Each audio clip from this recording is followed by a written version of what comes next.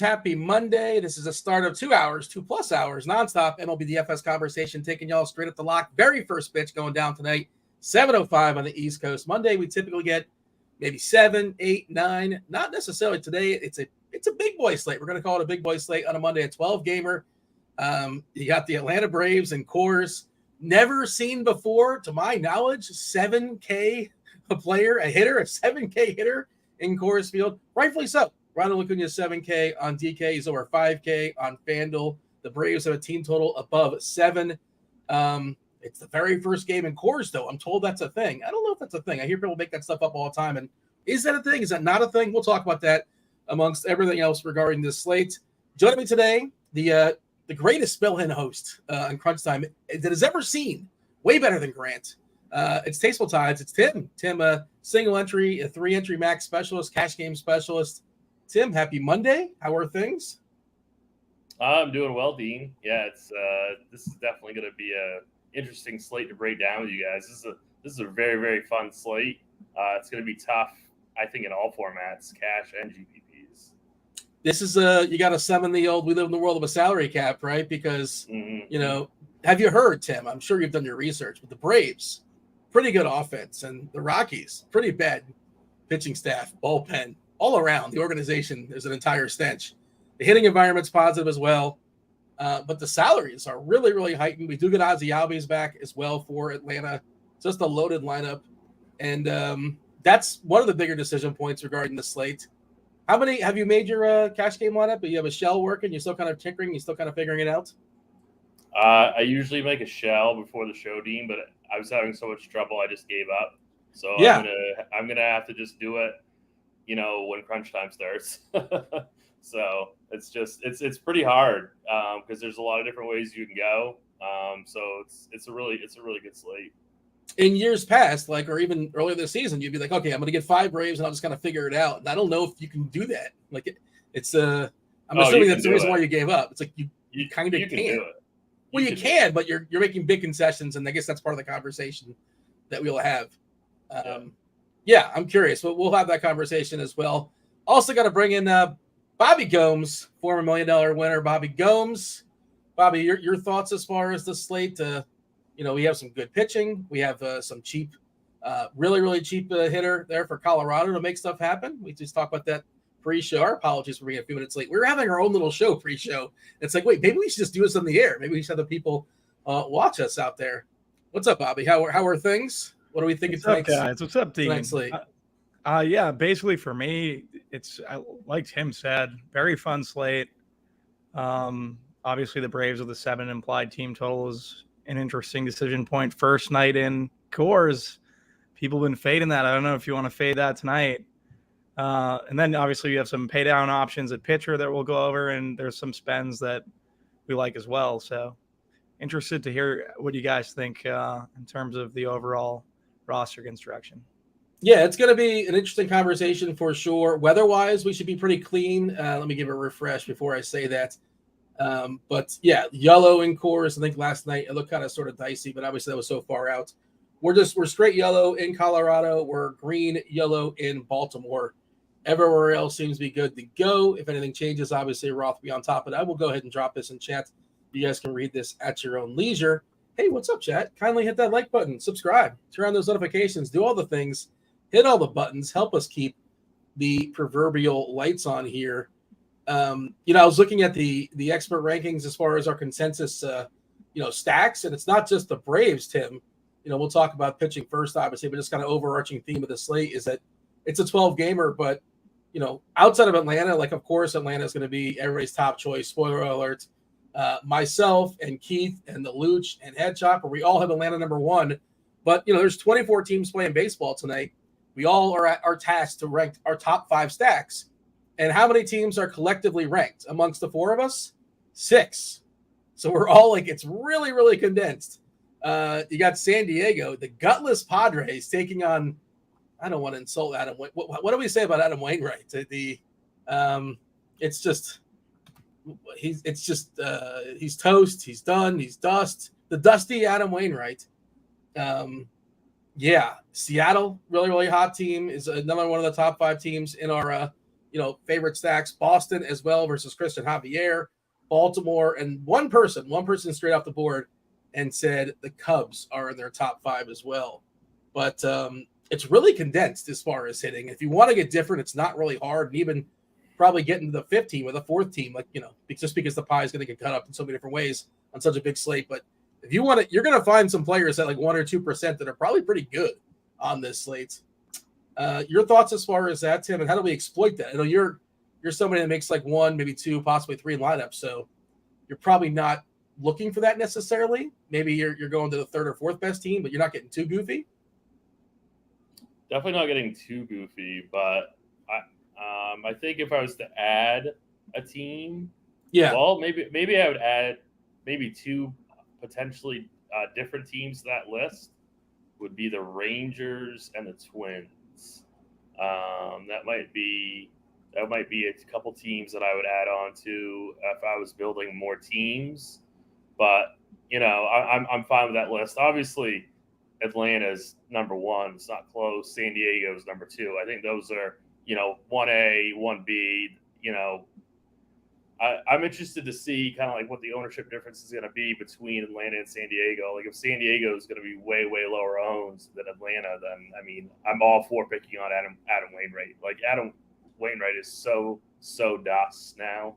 Like I don't even know what they're doing with him at this point. It's just so they're hurting his Hall of Fame chances.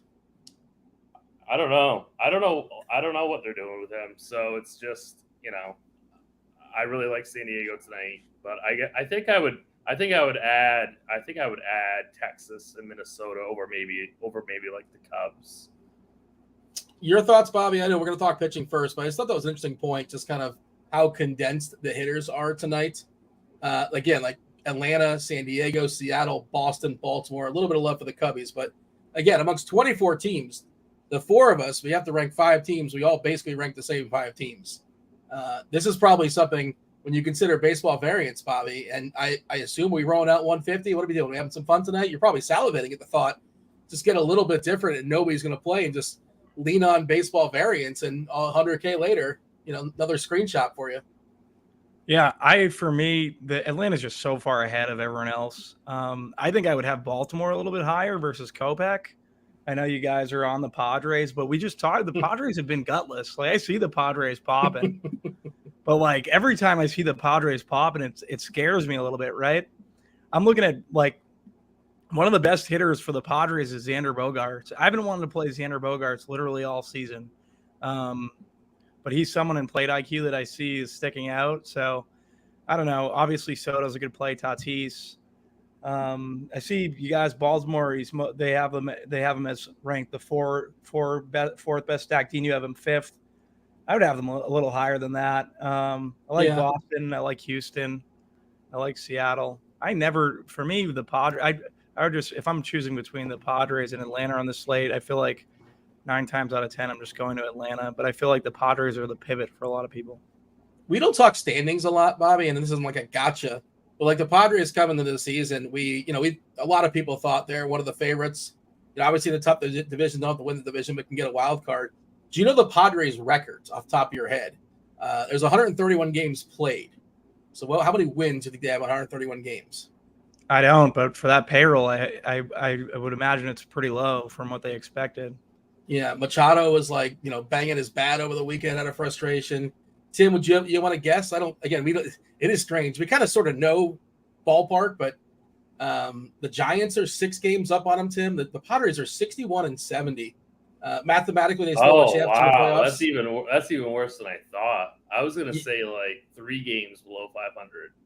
It's bad. They're 9 below. Wow. Okay, that's even worse than I thought it was. According to Fangraphs, mathematically, they have a 2.5% chance to still make the playoffs. But they've had clubhouse issues the whole season. Like they've got some serious chemistry problems inside that organization. So I don't know. I feel like there's a big move coming this offseason. I don't know what it's going to like. Definitely. It certainly feels like one of those 3, Machado. I don't know how they're going to make it work. But the Tatis, Machado, Soto, like you said, there's been rumors they don't get along. Who knows? We're not privy, but something's going on there. Or maybe, I think it's not as good as we want them to be. I will just say on FanDuel, the Padres are really cheap. Soto's like 3-3 on FanDuel. I mean, come on. Yep. That's such a good price. Kim leading off versus Wainwright looks awesome. And as Kirk Tease has pointed out, he's the one guy that's not been gutless on this team, but he's just gutless by association. Even Tatis is under 4K on FanDuel, which is pretty rare. Usually you see him in that $4,200, $4,300 range, and he's $3,700. I mean, it's gonna be it's really kind of a tough decision between San Diego and Atlanta. I just took a peek at the chat, and I don't know what the context of this is, but Eric just says Greinke is in play. In play for what? Like what? Like we're not rostering Greinke, right? Are we talking about Hall of Fame pitchers again? Is that what we're doing? But is he rostering Greinke? We're not doing that. I mean, no. I'm that's not a bold statement, right, Bobby? There's no chance of rostering Zach Greinke. I'm not playing Greinke. Like I just think there's too many pitchers on the low end that I'd rather get to. I feel like we're about to get into it. Yeah, I really hope that Eric's not being serious, because Greinke with his 2.5K prop is not in play. I promise you. Yeah, exactly. It's probably juiced the under. I'm not sure of that, but yeah, it is not in play. Greinke's not in play. And we are giving him 80 pitches, but yeah, he hasn't been like throwing a full allotment of late either. I don't know why I'm talking about Zach Greinke. I was just thrown off. I'm reading the chat. I want to respect. I like to when it's an interactive show. Whenever you guys chime in, I'm happy to entertain the thoughts and comments. Sometimes we miss something, but cross Zach Greinke off the board for sure. Hey, before we talk about pitchers, can I ask a quick question? You guys tell me, Bobby or Tim, either one of you. I asked this on Twitter too. How long you lose your earbuds, right? How long before you say, screw it, I got to buy new ear? This is ridiculous. I feel like I'm in like 1997 here. I can't believe what I'm doing with the technology. I'm so spoiled by the earbuds, but like, immediately once you click order, like you're going to find them instantly, or like as the delivery person is coming, oh, there they are. So it's a lose-lose situation, but I can't take it anymore. Have you ever had this conundrum? 3 sets. I had 3 sets, lost all of them, haven't bought new ones. Where are they? Are they hanging out with the extra sock? Where are they at? Losing 3 sets. That's tough to do. I seen Empire Maker once on Twitter posted how many sets he lost, and there was 15 sets of them. Yeah. In the chat, 3 to 4 days is the standard. I'm past 3 to 4 days. I'm at about a week or so. Herbert wants to talk about Harrison. You got to pull the trigger then, Dean. If you're into the first week, you got to do it now. But what, did I accidentally throw them out? Like, where did they go? Like, where are they hiding? I don't know. Did you make them? Did you leave the house, Dean? I mean, not with them. Not with the earbuds. And also, I didn't leave the house. Right. Okay. All right. Give me the assessment here as far as pitchers. This is what we were talking about pre-show before we went on air. Herbert Good's asking about what about Harrison? Yeah, we were talking about him. The cheapie tonight this is probably more of a DK conversation than a FanDuel conversation. Pitcher for San Fran, big time prospect. Cincinnati. It's about as big a downgrade you're going to get, hitting wise, going from the Great American Ballpark to, the ballpark out there in San Fran, hitting wise. We'll definitely have the conversation. We were thinking maybe the ownership might be a tick too low. The projected ownership, that stuff obviously gets refined the closer we get to lock. The number one guy on the board, as far as ownership, Tim, and this obviously is because it's salary based, because Gausman's probably the best arm, but he's also getting 35%. But Grayson Rodriguez, a guy who's probably still too cheap for his skill set, who still one day is probably going to be a 9 or 10K pitcher, possibly next year. We're getting him on the cheap. The White Sox, another gutless team, right? How do you feel about Grayson Rodriguez getting 40% ownership, Gausman getting 35%? We have Wu, who we're giving 80 pitches to, which might be a tick optimistic. I'm not sure. But in the hope he throws 80 pitches versus Oakland, you got to feel pretty good about that. And he's getting 21%, and then Harrison's getting 21% as well. Blake Snell's also throwing baseballs. Abbott, Maeda, Gray, times 2. There's 2 Grays. Your general assessment. Who do you want to open up with this when it comes to pitching tonight? Yeah, I've got no issue actually with Grayson Rodriguez's chalk. I really like his stuff. I really like his price. I think that he's going to get some positive regression in terms of strikeouts. I like his leash. So really, when I look at that 40% ownership on DK, I'm not too worried about it. He's definitely going to be in my cash game team. It's the other people that you mentioned that I get a little bit nervous with. Like, I don't know if this is necessarily the right slate for Kevin Gausman, just because there's so many bats that we want to spend up for. The Nationals don't have a high K rate, so I'm nervous about his ceiling. He's 11-2, so like you're really sacrificing a lot in terms of your bats if you roster Gausman. I think Kyle Harrison's ownership is going to get steamed up pretty hard. I think he's going to throw around 80 to 85 pitches. I think 85 is towards like the very top of his range. So, I guess he's okay. Like, play Grayson, play Harrison. But the problem is, like, if you do that and then you play Atlanta or San Diego, you're playing into a ton of aggregate ownership. So I don't know. It's, for me, that, like, Grayson's definitely my guy, but like Gausman and Harrison, I'm not too sure about. And then Brian Wu, I like a ton. He's coming back from injury. I think I trust him a little bit more than Harrison, but he's also $1,400 more, and I think he's going to be lower owned. So I think I'd rather play Wu over Harrison. You're talking about cash games, right? Is your SB2 Wu versus Harrison? Well, yeah. I mean, I think you could say when I use what I'm saying also in single entry GPPs. Also, I mean, I think Kyle Harrison's going to get really, really, really heavily owned. So I think he could be, you could use it, but I think he could be, a good person to fade also.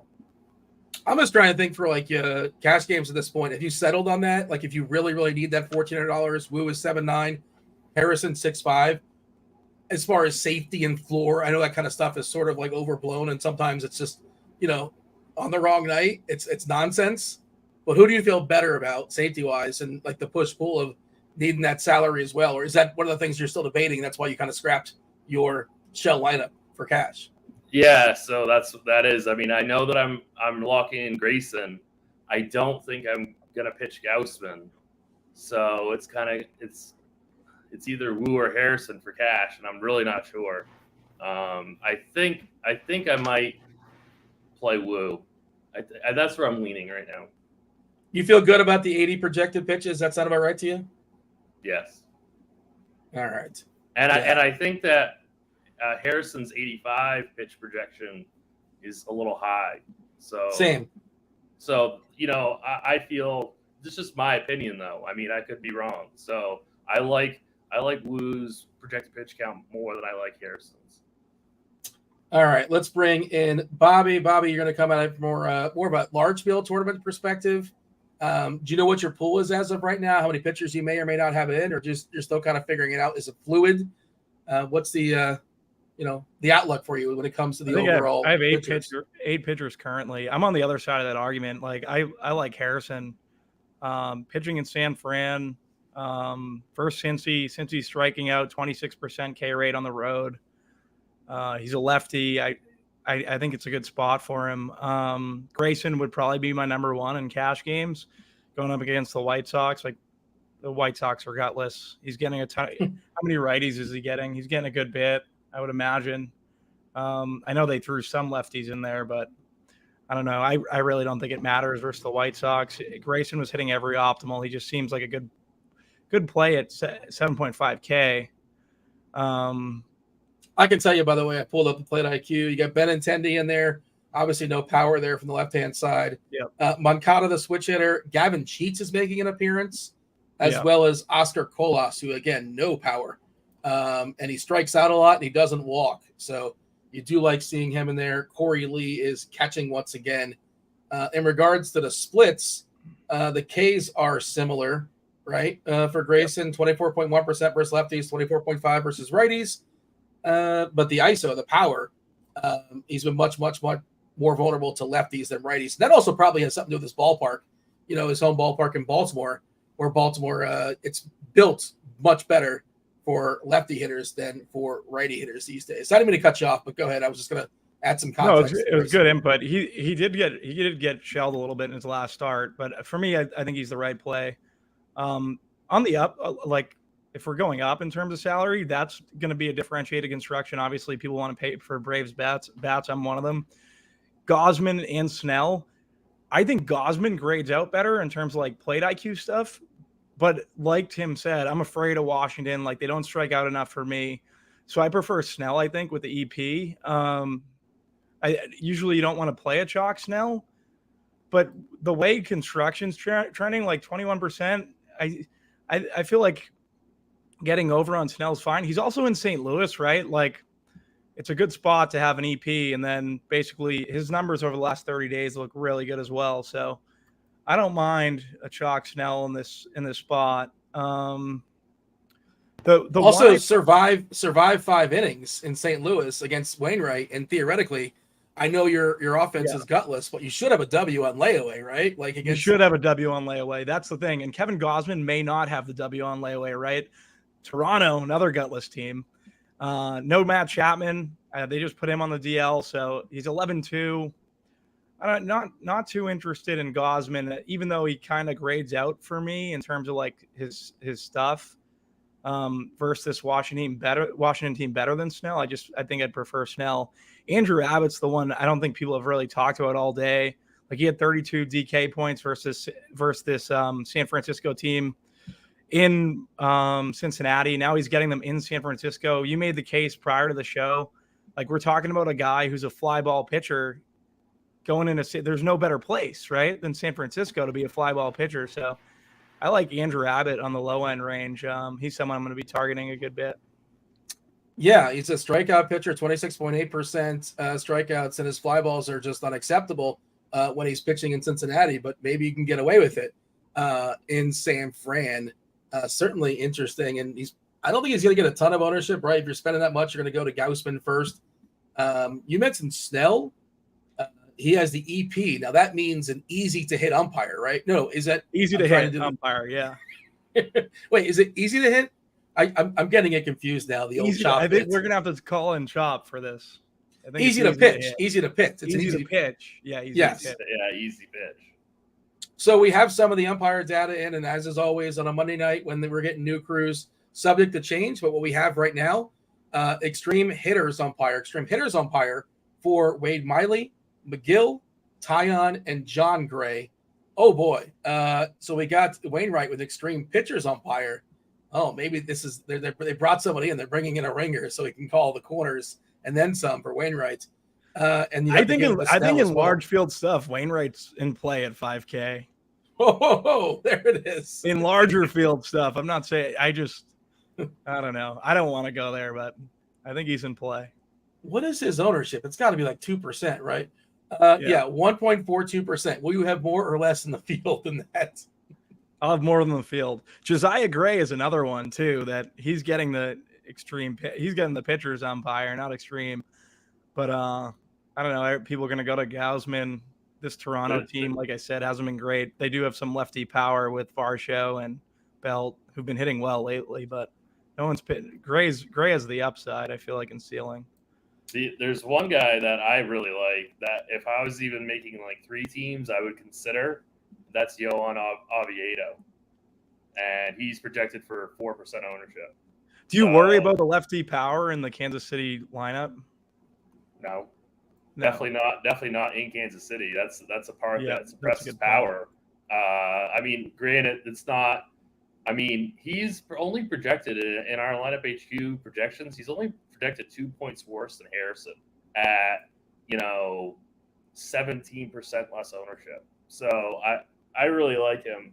Like I would consider him strongly. And if I was building 150, I would definitely be over the weight on Oviedo. I'm not saying go crazy, but I'm saying get to like 10%. not 4%. Yeah. So I really like him tonight in tournaments. I like that call. I just added him to my player pool. The lefty power is Melendez, 180 ISO this year versus righties. That's, fine. Massey also has a 150 ISO. The other lefty would be Matt Beatty. Is it Beatty or Beatty? I think it's Matt Beatty.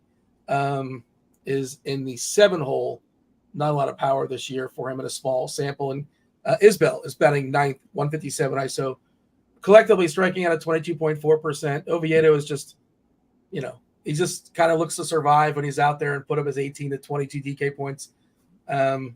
Rarely breaks the slate, but you don't need him to at his asking price. I'm going to take a peek. I saw a lot of names being thrown out in chat as well, talking about some of the hitters. I know there's where Eric was talking about Greinke. Kyle Muller. Does anybody have a Kyle Muller take? I don't see myself rostering Kyle Muller. Can't see that happening. Feel free to stop me if any of these names do anything for you. Let's see. Grayson and Harrison, they're going to be pretty popular. Hey, Bobby, where are you going to be as far as ownership? You're still kind of figuring it out. Are you going to have 40% G-Rod? Gaussman at 34, good pitcher, but a little bit subduing of the strikeouts against Washington, but also it's got a chance to maybe go 7 or 8 because Washington's not a team that necessarily couldn't put together a bunch of singles together. Have you decided if you're going to be over or under or kind of with the field, with the chalk of G-Rod at 40% and Gaussman at 34? I'm going to be over on G-Rod, under on Gaussman. Is that like a salary thing more than anything? Yeah. Yeah. Okay. Are you going to be over on the Braves? Yeah. Yeah. I mean, just how are you not? I don't. Yeah. I don't know, man. It's tough. It's tough for sure. I don't know. So I think I might build a lot more 3-mans than I'm going to 5-mans of Brave stacks.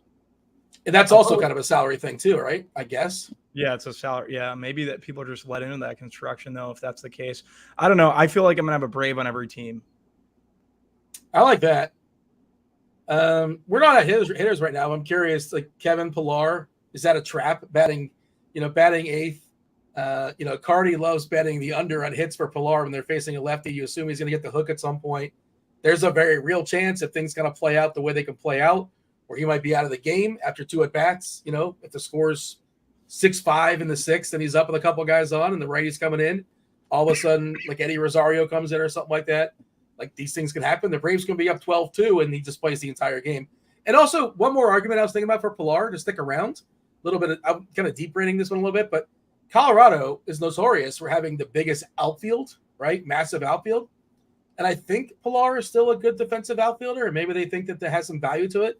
So they would let him stick around in the lineup, especially if they're up by a couple, right? I don't know. Am I thinking about this one too hard, Tim, when it comes to Pillar? But I think that's somewhat of an angle. Is that an angle to work? Like they like his defense if it can be useful in a certain spot in this game? I mean, I have no issue using Pillar in Atlanta stacks, but he's not somebody that I would be actively like trying to get in. He's got a 40% pitch hit risk batting in the 8-hole. So, I mean, he's fine, right? Like, but it's not. I don't know. What's his projected ownership? He's like the one cheap guy. Is like the only reason. I mean, I'm not. He's the 1-9. If you're gonna draft Braves like to do something today, he's the 1-9. Right. Right. So we have him projected at less than 5% ownership. So that's fine. Okay. That's fine. You know what I mean? I think he's gonna be around like 20%. Well, that's not fine then. Is he somebody okay, let me ask you this. Is he somebody you're considering in your cash games? Because that's a good barometer. Oh, you just wouldn't do it? Really? No. Who's a better 2-9 hitter? Wait, how much is he on DK? He's 3.5 on DK. He's 3.5 on DK. Who do you like better at 3.5? Not that you have to have a 3.5 outfielder, but in that area, is you like somebody better straight up?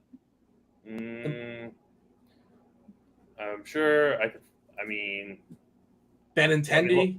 Probably not. No way. No Benintendi. No. Yeah, not Benintendi. Not Benintendi. I'm not trying to sell Benintendi. He's the first guy I saw that was. You will play Benintendi. Well, I kind of like Max Kepler, but he's 3,600. Okay. I like Ryan O'Hearn at 3.3 versus Kopech. Yeah, I don't mind that. He was the one that hit the homer yesterday. That was was it yesterday or sometime over the weekend to the warehouses. He's got ridiculous power. I guess actually, Mullins. The other thing, Dean, is that Trent Grissom's 3K batting 9. Yeah, I think I'd rather play him than Pilar batting 8 for $500 more. Right? You know what team he's on though? I like the Grisham call. I like that. Yeah, no, I understand he's on Team Gutless. I get it, but I mean, we hope that these guys can eventually figure it out. Yeah.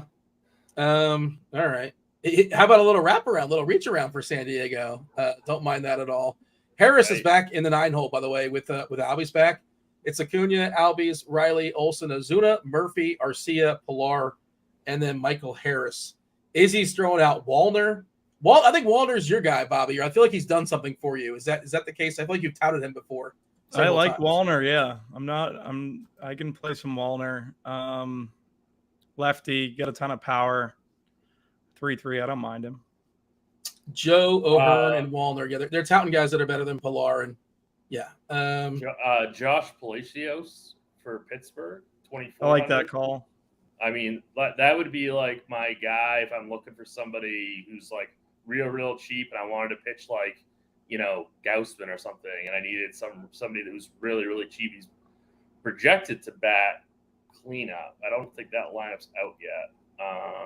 He's projected to bat cleanup against Frankie. No, it's out. We got Bay, Hayes, McCutcheon, Palacios, Andrew Rodriguez, Sawinski. Sawinski's 3-6, by the way. Yeah. He's horrific against lefties, but he's good against righties. But now Dean, you've like reverse mushed Pilar, and he's definitely going to hit like 3 home runs. Not after we've like convincingly proved you wrong about Pilar. Now he's going to hit like 3 home runs. I want to make it very clear. I'm not touting Pilar. I just want to make that known. I'm just sort of thinking about into the game. Well, what are the chances he gets the hook? By the way, Alex in chat, thank you, Alex, telling us Pilar is still a plus fielder according to Fangraphs. There you go. And I think that stuff matters in course. Like if you're up by a couple, it's almost worth giving up the at bat or a slightly, less a positive at bat for the chances to, play some defense in that ballpark more than any other ballpark. So I'm not sure. Cincinnati lineup just came out. According to the chat, it's gross. Let's see how gross it is. Marte is still leading off. Super cheap Marte, Senzel, De La Cruz, Steer, and Crenaccio Strand, Friedel, Fairchild, Luke Male, and TJ Hopkins. It's no McLean is the first thing I see. Does that boost Kyle Harrison? I assume it's going to give him a bump to some degree here. Not the best iteration you're going to see of the Cincinnati Reds. Obviously, Votto, it's left on left, and he's also on the IL, so he's not in that lineup. Tim, you're debating back and forth, it seems like, between Harrison and who was the other guy? Wu, right? Wu. Yeah, Wu, yeah. Does this move the needle for you a little bit as far as making you feel a little more comfortable stepping down to Harrison in cash at 6.5? This is going to boost. Like we already thought his ownership's going to move up a little bit, and I'm thinking more of this from like a single entry GPP point of view, not cash. Mm-hmm. Like this is just going to make his ownership even higher. So like that makes me even more nervous about playing him in like my single entry stuff. And people basically use their cash pitchers in single entry, not like as a collective. Right. You know that, right? Yes, I do. Yeah. So maybe it's bad. Could it be bad chalk? And also, like, there's going to be a quick hook there. Like they're not going to push the kid too hard if things get ugly for whatever reason. But he's a highly touted prospect. We know he's a ton of strikeouts in the minors. So it could go either way. What are your thoughts, Bobby, here as far as Harrison when it comes to that Cincinnati lineup? I guess, are we going to grab some more? Is that what the field's going to do? We think that's what the field's going to do, right? I was watching some Harrison highlights. He looks absolutely filthy. Yeah. I think this, like, ton of Ks in the Cincy lineup. De La Cruz, 44% on the road, 23% for Stair, 25. We're talking about a 26% K rate. In terms of all these guys, Benson 27. I'm getting to Harrison when I can. And you're saying McLean's out. Like McLean, I feel like for me is probably the best hitter on this team. So probably, yeah. I do think that Novell, Marte, and this was something Tim brought up. It wasn't mine. If you're not playing Harrison, Tim said prior to the show, like 2-8 leadoff hitter against Harrison. He hasn't hit the ball, but he's got he's a talented kid. Like Tim can get more into it. Yeah, I mean, he's a highly touted prospect, and he's not going to get any kind of ownership because he hasn't shown anything yet. And Harrison's going to be super chalky. So I think he's a really, really strong play in GPPs. I'm not going to be playing him in cash games, but I think if you're not playing Harrison and you're building out, say, around 20 teams tonight, I would definitely make a couple of Cincinnati stacks. Like Harrison could very well be filthy, but it's also he's extremely young. So we've seen young pitchers struggle all the time.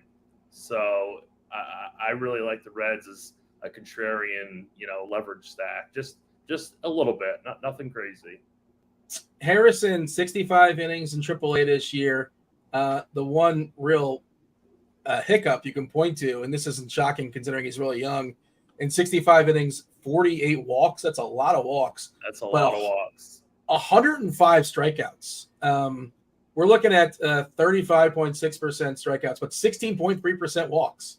Man, that's, how patient is this lineup collectively for Cincinnati is something I'd want to know. De La Cruz, super impatient. We're not going to have much of a sample size on this Reds lineup. Yeah. And there's no Stevenson as well, right? He's not in there either. I don't think so. Because I'm looking at our projected lineup. It's going to change over in a second. I imagine it's going to lock in now. The plate IQ, give it a refresh. Let's see. Okay, we have the official lineup now. Collectively, a small sample, Marte, that's not worth acknowledging. Senzel at 8% as far as walks. Again, De La Cruz, 1.2% walks versus lefties. And no power against lefties either. 110 ISO, 42% strikeouts. I think somebody pointed that out as well. I'm pretty sure he's been, I have to assume he's been much, much better against righties in the small sample. Steer, kind of patient, 8.5%. Encarnacio Strand, 8%. Friedel, 3%. That's nice to see. Fairchild will take a walk, not a lot of power, 11% walks. Male impatient, Hopkins impatient, both in small samples, collectively 8.5%. It really does feel like an interesting boom bust. And, Bobby, we're not talking hitting necessarily, but like, what about, I know somewhere Cheese is going to be screaming, but the old leverage stuff, like playing against Harrison. But like, it's not, Harrison could be bad or could like not be somebody you need. And the Cincinnati team can also be not something you need. Like that's a very likely scenario that both are just kind of worthless. So that's how I feel about like the White Sox too, is like, yeah, they're like an offense. It's a 12-game slate, right? Like since he's in San Fran, like how many times does the opposing team in San Fran break the slate throughout a season? Like not a ton. So I don't know. I don't think I need the Cincy stack. Although if you want guys off of them and you think there's a leverage there, like I think it's if you want to do that, like I'm not going to tell you not to. It's just not something I would do. Same thing with Chicago versus Grace, versus what's his name, Grayson Rodriguez. Like I'm not going to play that even if I don't like Grayson. They're not someone I'm going to be trying to jam in. They're not a stack. D-backs lineup just came out. It's Carroll, Marte, Pham, Walker, Thomas, Gurriel, Moreno, Peterson, and Perdomo. I don't think there's anything surprising there, unless I missed something. Still waiting on Oakland, still waiting on San Fran, still waiting on the Dodgers versus, Zach Gallen's throwing baseballs today, Tim. Are we just not playing Zach Gallen because it's the Dodgers? Like he's one of the best pitchers in baseball this year statistically. He's pitched really well of late against theoretically good offenses, right? He crushed San Diego. He was good against them one time and pretty good against them the other time. Texas, he was awesome against 11 Ks versus Texas last time out. And Gallen's going to be kind of ignored and like almost definitely not in your cash games. He's projected for 3% ownership, so he's definitely going to be ignored. That's so weird. I get it. That's the only case that I can make for him. Is that it's just a pure ownership play. Like we know that he has a ceiling, but it's really terrible matchup. So I can understand why people would not want to do it. I don't know. I don't know what I would do if I was making 150. Personally, I think I'd X him out. I don't know. I get at least 5. Just get 5 and go over the field. Yeah, I guess you could do 5. But let's ask somebody that's actually doing this. Yeah, like I'd ask more of a Bobby question. Bobby, I think you can get over on him. Like the back end of the Dodgers order hasn't been fantastic, although within the pitch mix, Hayward, Peralta, they look okay versus Gallen. I just think if Gallen gets past Betts, Freeman, Smith, Muncy, like in reality, outside of like everything, he's just overall better than these other guys. The issue is the K rate, right? On the last 5 in this order, it's not like you have Miguel Rojas strikes out at a 14% clip at home. Like same thing with Michael Busch, Hayward 17, Peralta 17. Like there's only Muncy striking out at 30% clip and Outman at 35% clip. So I don't know. For me, like I can get over it, but I'm not going to go crazy with it.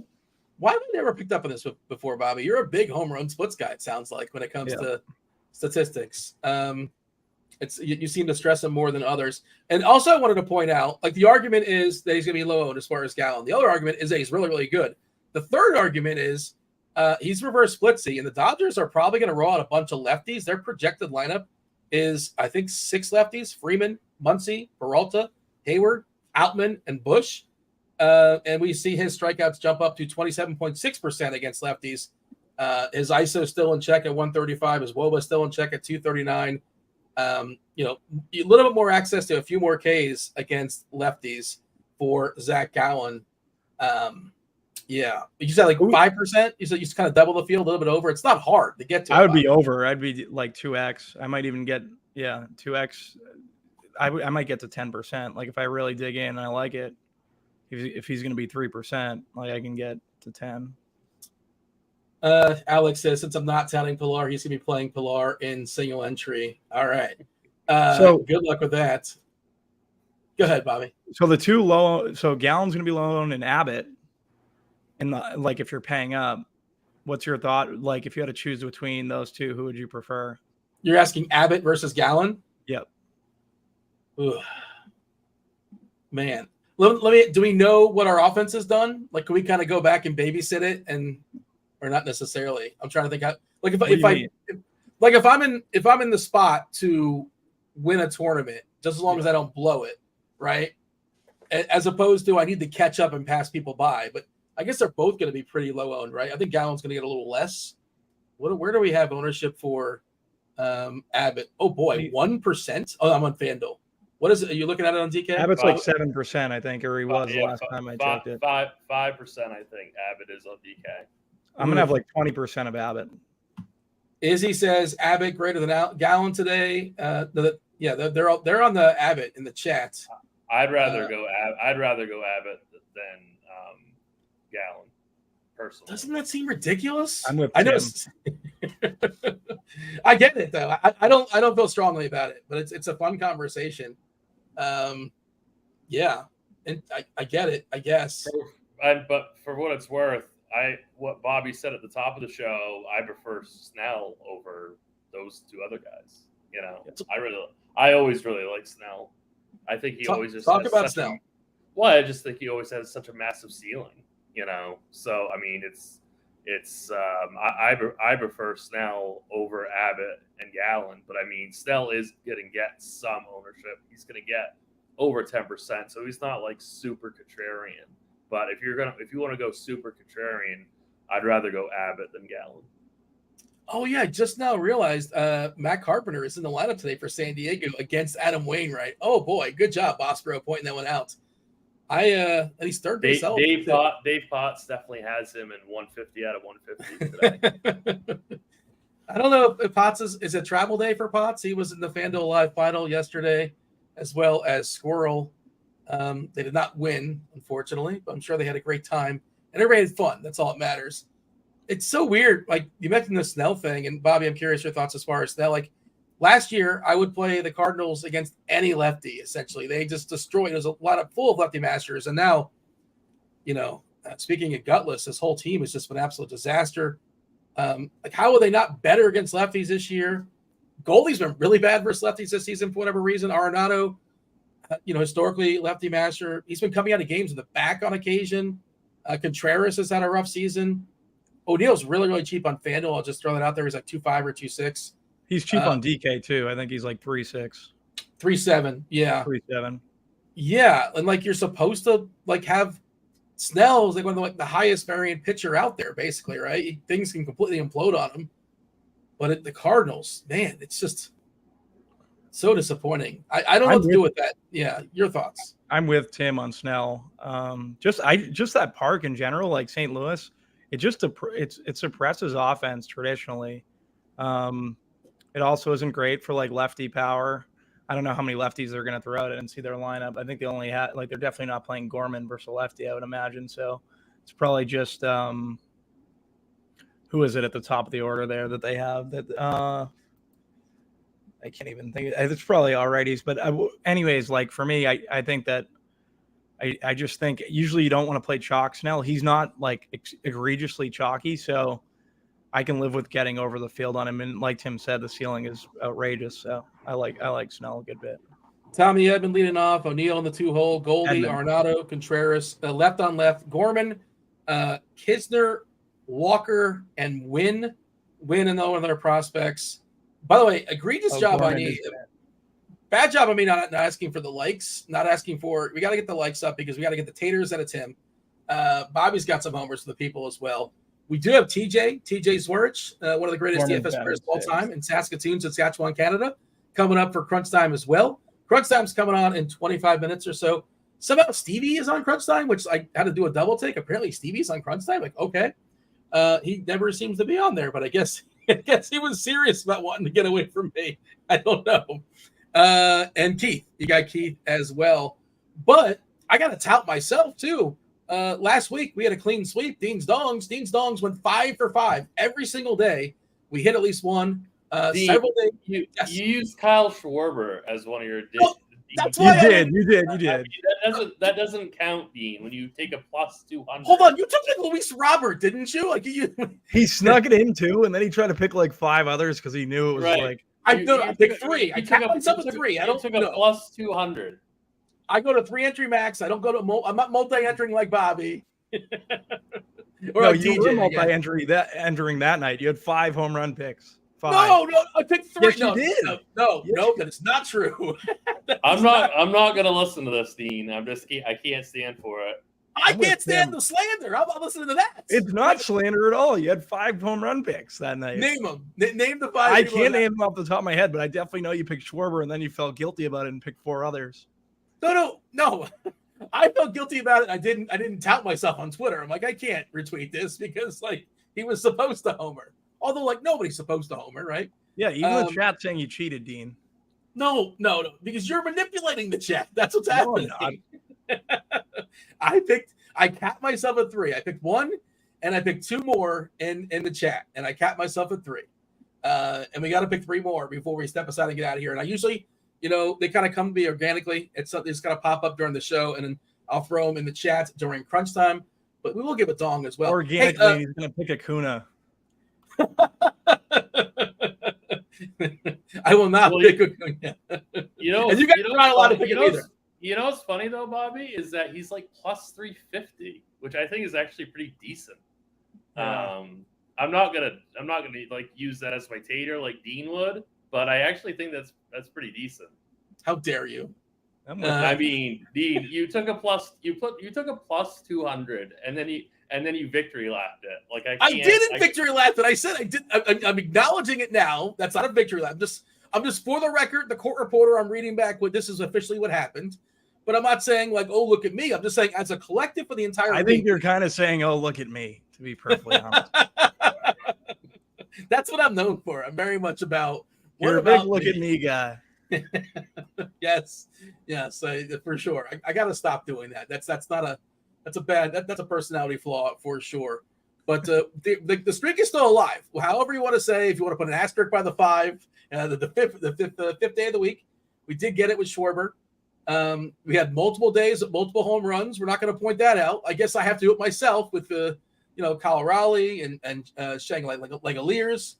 But the point is, you got to hit the like button, get the dongs up there. We got the taters as well. How many taters do we have in the arsenal today, Tim? 2. How many likes are you asking for? Let's just get to 100. What are we at? We not at 100 right now? We're at 86. No. Okay. No. And Bobby, you have some homers for the people? I'm looking through it now currently. We'll see.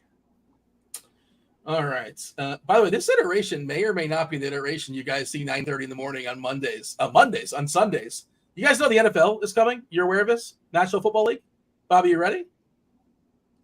Yeah, I'm ready. I'm excited. Big. I heard football is big in America, so interested to see how this goes.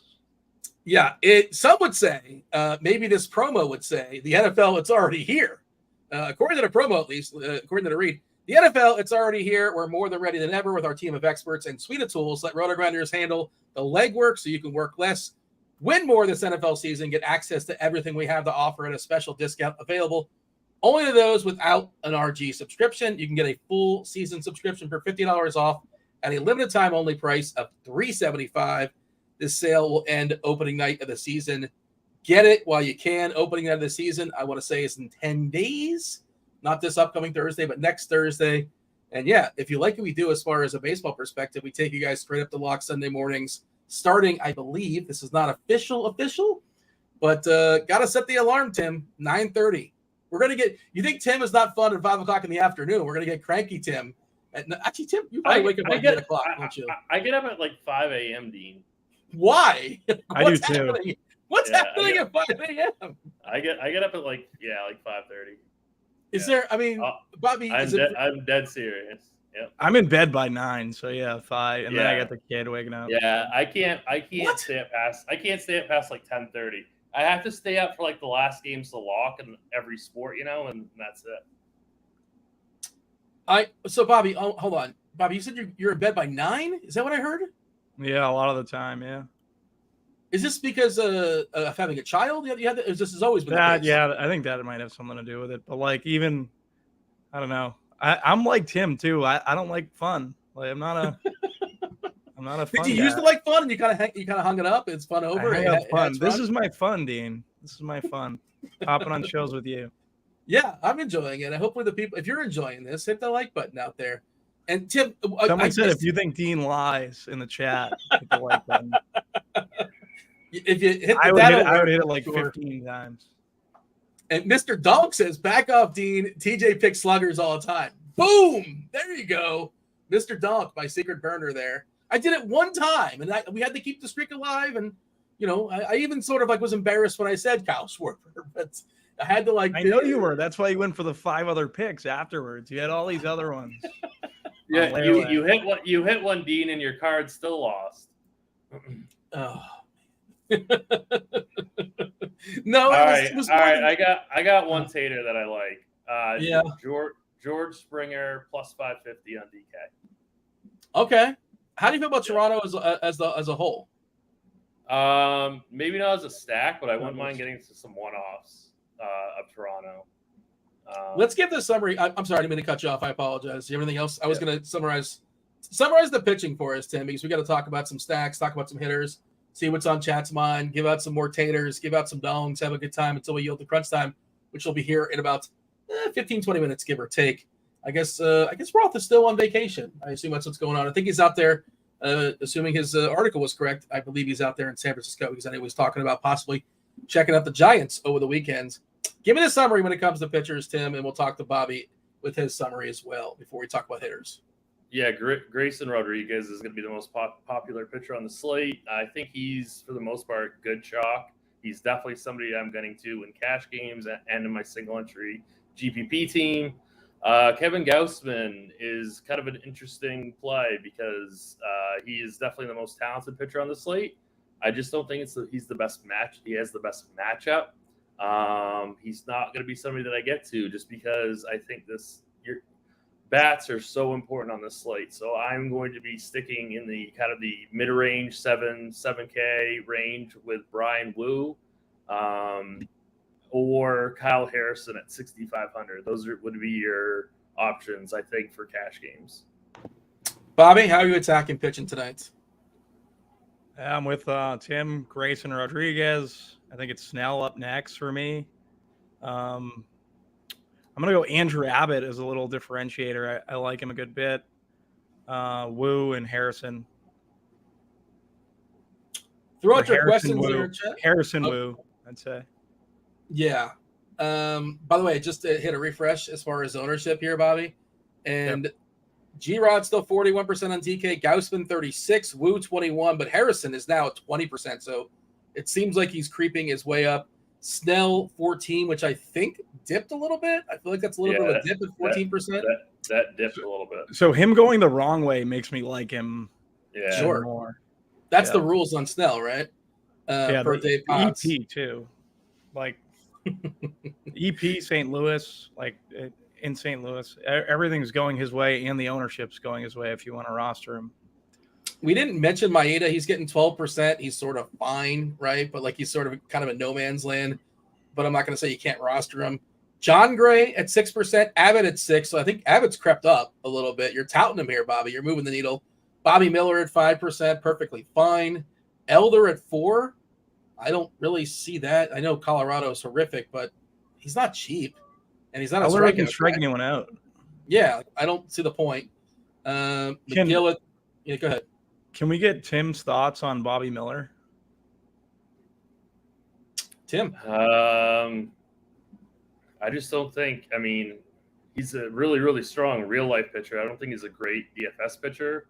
Yeah. 8,800 on DK. So you got guys like, obviously Brian Wu is going to be the chalk in that same price range. I'd rather dip down to Oviedo if I wanted to be contrarian. I'd rather, I don't know, funny price point. Like I'd rather find 1,000 for Andrew Abbott. I might even rather pitch John Gray. So he just falls too low for me. Like I get it.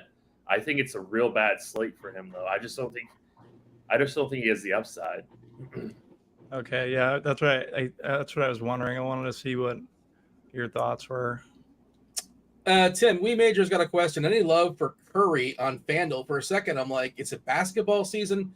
No, we're talking about Xavier Curry on Fanduel. Yeah. He's 6K. No, I don't think that's a very good idea at all. He doesn't have a very long leash, so like you're not going to get the quality start.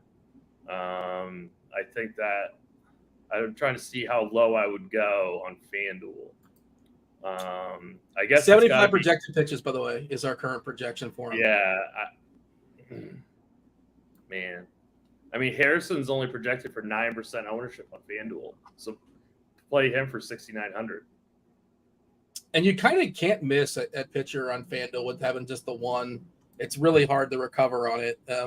Minnesota will offer some Ks. So I guess that's the angle you're working, and he's super cheap, and I presume you're trying to figure out a way to get 4 Atlanta guys. But I think there's other ways to go with that. Bobby Brospero, Miller or Wu? Miller or Wu? I think I'm going Wu. All right. Steve Jones asking about Curry 5.7 on DK. Is that sort of the same? I think he's more playable on DK, right, Tim? If you're going to play Curry? I don't. I'm not saying to play him, but if you're going to play him, I think probably. Yeah, well, I mean, if you're gonna play him, you got to play him on DK. But I mean, yeah, I mean, we have him projected for 9 points, which I mean, I don't know. I'm all set with that. I'd almost rather. Well, I don't know. I guess I like him better than Wainwright and Greinke and Gomber, you know. So yeah. Let's hit up some sticks. Let's hit up the bats. Let's hit up the stacks. We kind of touched on it earlier as far as collectively, myself, the Luch, Head Chopper, Keith. Keith will be on in about 15 minutes. We all have very similar favorite stacks of the night. No surprise, Atlanta number 1. Then the gutless Padres, then Seattle, Boston, Baltimore. A little bit of love for the Cubbies, but it's really, really condensed here, Bobby. You know, some people, I know you touched on it earlier, but, you know, some people joining in later. Your thoughts as far as these stacks? Who do you want to kick off? What do you want to put on? Who's too high? Who's too low when it comes to stacks tonight? Yeah, so San Diego's the one, like, I think people are going to try to replace Atlanta with, and I just wouldn't do that. Like, San Diego's fine, obviously, but I would definitely be prioritizing Atlanta bats. Baltimore is the one I think everyone has too low. Head Chopper didn't even rank them. Luch has him 4th. Eyes has him 4th. You have him 5th. I just think they're in a really good spot versus Kopech. Like the lefties a ton. We know how bad Kopech's been pretty much throughout the year. So I like Atlanta. Someone ranked Chicago. I'm off Chicago. Wade Miley just doesn't give up enough runs for me. Like he never gets crushed, right? So not on Chicago. Boston, Houston, I think are interesting. We haven't talked about Sale on this slate. I think Sale's in play versus Houston if you want to. I was going to ask you what your thoughts were on him when you were talking about Abbott. Yeah. Because he's right in that same zone. I think I'd rather go Abbott over Sale. I think I'd rather Abbott too, just because of the ballpark, right? Mm-hmm. Also the pitch count. Like they're not going to fully push Sale, right? They still, I think they're on the hook for one more year there in Boston. They're pretty much a dead team, right? Is Boston officially eliminated, but more or less maybe 10% chance to make the playoffs? It's so weird because he was throwing 110 pitches at the beginning of the year, and then he got hurt. Like I knew he was going to get hurt, and now he's on a pitch count. Sale's fine. Like I don't know. I feel like he's. What do we have him for ownership? Like I wouldn't mind if someone said they were rostering Sale. I'd have no issue with it. 3%. Yeah, he's going to be like no ownership. No ownership, but if like I definitely prefer Abbott. Dodgers is Betts, Freeman, Smith, Muncy, Peralta, Hayward, Outman, Hernandez, and Bush. So I believe that is 1, 2, 3, 4. Is that 5? It's only 5 lefties. Because Hernandez is in there for one of the lefties, I think. All right. Oakland, Noda, Geloff, Brown, Rooker, Kemp, Langoliers, Butler, Diaz, and Allen. All right. Fire off your questions in chat. Happy to answer whatever's in your mind. As far as strategy, as far as this guy or that guy, give us the details. Let us know. Is it Fanduel? Is it DK? We're talking about cash games. Tim will be all over that. We're talking about big time tournaments, single entry tournaments. We'll give that to Tim as well. Large field tournament questions we will ask Bobby. The next 10 minutes are yours. We'll give out the dongs, at least one of them before we step aside. We'll probably throw a couple in the chat. No more than 3, though. We give out no more than 3. We cap ourselves at 3. I know, Bobby, maybe you're thinking of TJ, who like the more likes we get, the more, Spidey Bombs will just kind of create out of nowhere. And then he goes into the slate with 5 or 6 dogs or, Spidey Bombs, if you will. I think you're being a little hard on TJ after the stunt you pulled last week, Dean. That's all I'll say. The stunt I pulled. You're digging yourself deeper, Dean. I hope you know that. Questions in chat. Let's see. Let me ask you, Tim. I didn't ask you as far as your thoughts. I know I asked earlier, but a little refresher. Give me 30 seconds or a minute, however long you want to take, as far as your approach when it comes to stacks tonight. Yeah, so I mean, definitely, Atlanta, San Diego. I think if I'm looking to, get away from those 2 teams, Seattle, I think is super interesting. They are showing more ownership than I was anticipating, or at least hoping for. They seem to be getting ownership, and they are pretty cheap on FanDuel too, so that's just going to make their ownership even higher. But I do really like them today. Baltimore, I think Bobby talked about Baltimore quite a bit. And then Minnesota. I think Minnesota is going to be a team that gets really forgotten about going up against Xavier Curry. Just be kind of aware of maybe some pinch hit risk, but I think most of the guys on that team are pretty safe. Like I love Max Kepler, just as like a one-off or part of a skinny stack. Give me your favorite 2 or 3 Twins. You said Kepler. Who else? Yeah, let me look at their lineup real quick. Julian, Polanco, Kepler, Correa, Polanco. I think that would be like a really contrarian skinny stack. Julian is, I think, I'll have to look up at his pitch hit risk, but I mean, he's fine.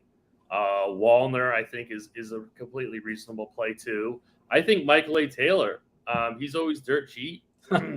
He's okay. I mean, granted, he strikes out at a high clip, but I mean, he does have a decent ISO. So, I mean, Curry to me is like, I mean, if Adam Wainwright wasn't on this slate, like Curry would be the guy that we'd be picking on, So or Greinke. Well, yeah, but I mean, on a certain slate, Curry would easily be the worst pitcher on a certain slate. So I think the Twins are going to be very, very, very forgotten about. You touched on this earlier, Tim. Cloud wants to know Oviedo versus Rodriguez and thoughts in tournaments just because of a similar pitching price point, the difference in ownership. For tournaments, are you willing to roster? Maybe you're seeing your hitters are a little bit too chalky. Are you willing to roster Oviedo over Grayson Rodriguez? I'd rather you pitch Oviedo over like Harrison, because I think Rodriguez is good chalk. So if that's a DK question, then I'd say you can use Oviedo as your SB2 over a chalkier like Harrison or Wu. Bobby, straight up. Speaking of Wu, straight up, Sale versus Wu. Wu. I think they're different price points, right? I would imagine. Yes. Yeah. I mean, that's all the context I got. It's probably like a 2v2 or a 3v3, but yeah. So, go ahead. So I was wondering about, I think this like Pittsburgh and KC, the bats in Pittsburgh and KC are just, I think they're interesting for 150. Like I would have, if you have Oviedo, I definitely wouldn't pitch Greinke. I definitely think you could pitch Oviedo. But like I like a guy like Bobby Witt on the slate. Talked about Melendez, Massey. I don't mind them. Nelson Velasquez.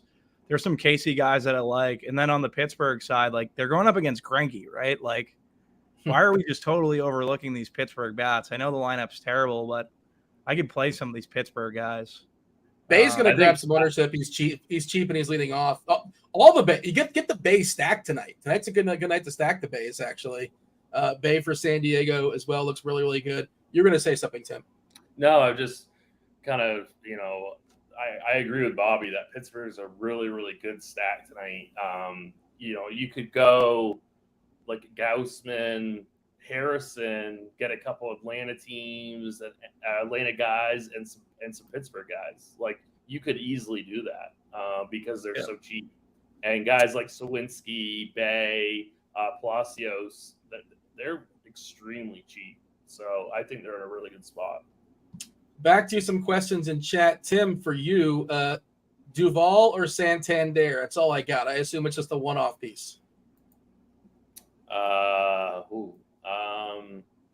Probably Santander. Bobby, three-man stack. Which three-man stack do you want to you prefer as far as a mini? You want Texas or you want Baltimore?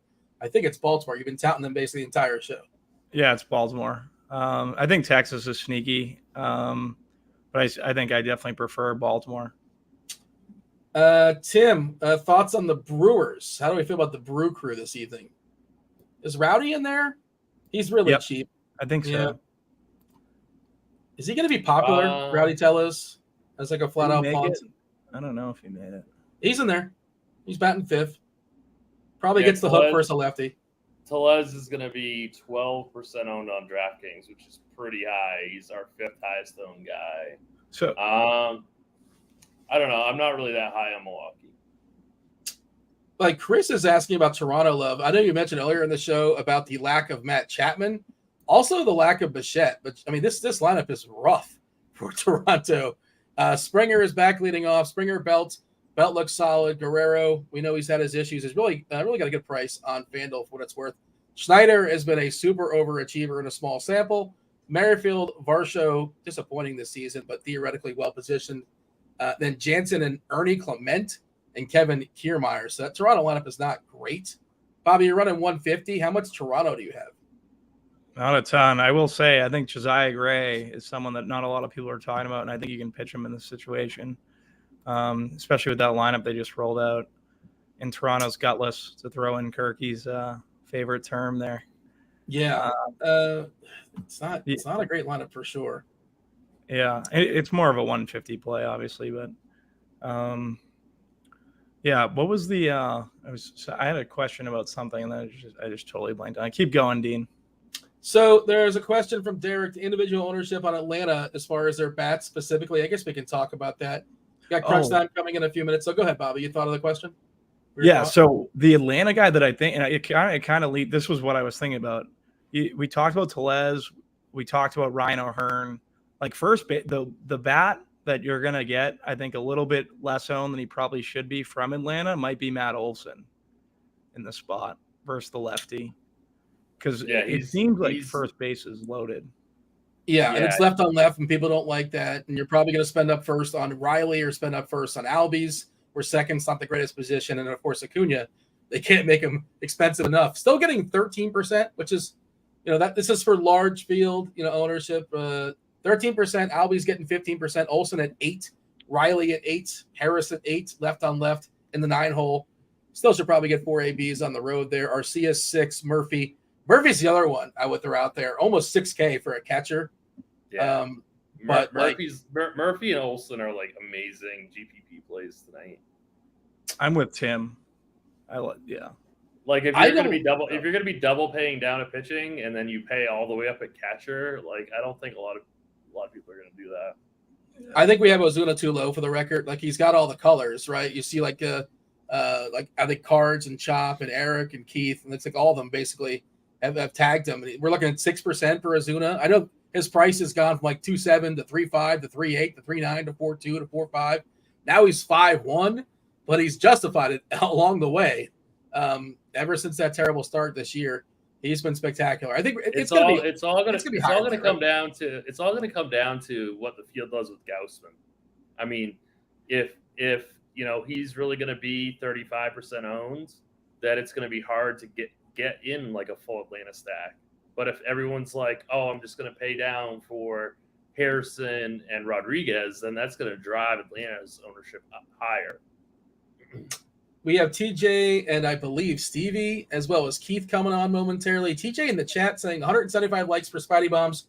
We're at 131. Do kindly hit that like button. Do subscribe. Do turn on those notifications. Much appreciated. I will put the dongs in the chat. I will give the very first one, though, just one of 3. We cap house rules, no more than 3. That's just how we roll around here. Let's see. I'm going to say... Please say Acuna. Please say Acuna. No, stop it. I mean, I wouldn't dare. I wouldn't dare. You were touting Acuna earlier in the show. Like, for a plus 350, you got to play Acuna.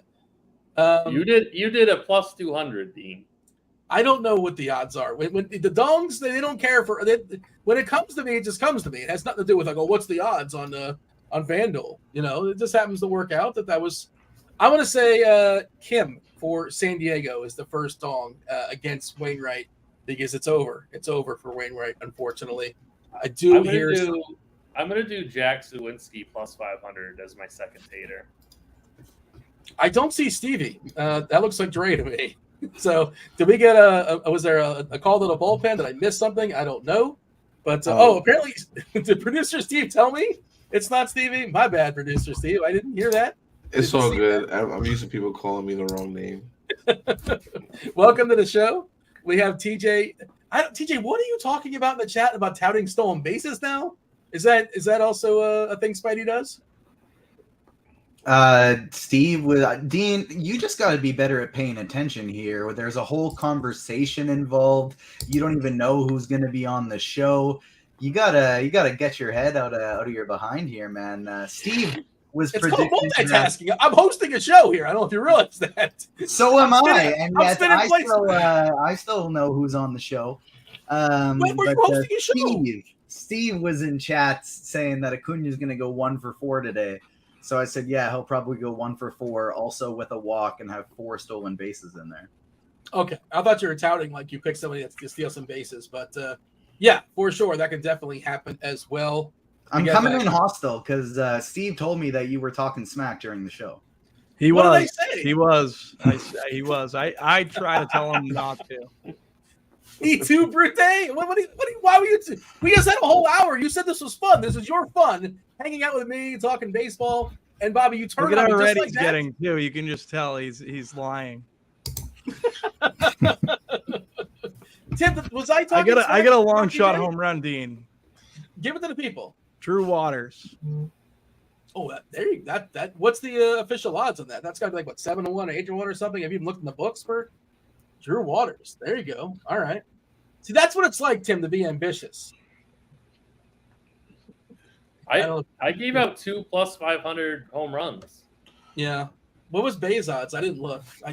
The dongs just come to me. I didn't do Bay. I did Sawinski. No, I did Bay. Bay was my selection. Oh, okay. Dean's always cheating in these games. Oh, what's just happened there? That's got to be TJ. That's the chalk, right? Something crashed over there, TJ? Nope. Oh, that was me. That was my dog playing with her toy upstairs.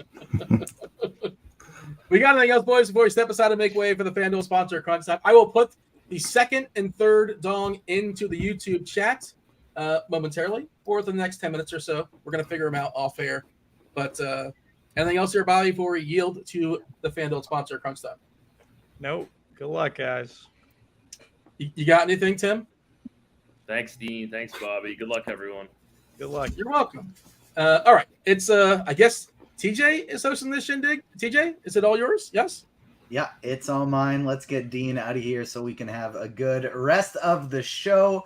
Thank you, Tim. Thank you, Bobby. No thanks to Dean. This is Crunch Time, where we are joined together with not one, not two, but three of the sharpest minds in DFS, breaking down tonight's MLB slate. It's exciting. We got a great MLB slate. We got NFL coming right soon, and we got some good deals for that as well. You can let RG handle the legwork so you can work less and win more this NFL season, get access to everything we have to offer at a special discounts available only to those without an RG subscription. You can get a full season subscription for $50 off at a limited time, only for a price of $375. The sale will end opening night of the season, so get it while you can. But who cares about NFL right now? We're ready to dive into MLB, and I'm joined first off by Keith Eyster, who we're going to be hanging out a lot tonight because we're doing the morning grind together as well. How you doing, Keith? Pretty good, yeah. We'll be discussing a lot of baseball here in the next couple of hours. We have a fantastic slate here on Monday night, a big slate for Monday night. Everything that you could ask for, Coors, aces, cheap pitching, all kinds of good stuff on this slate. So getting ready to break it down. Looking forward to it. And we're going to be getting some cash, single entry, optimal style takes from Keith and handling tournaments today. Although I'm sure we're all going to give some takes for both of these today, but mostly handling tournaments.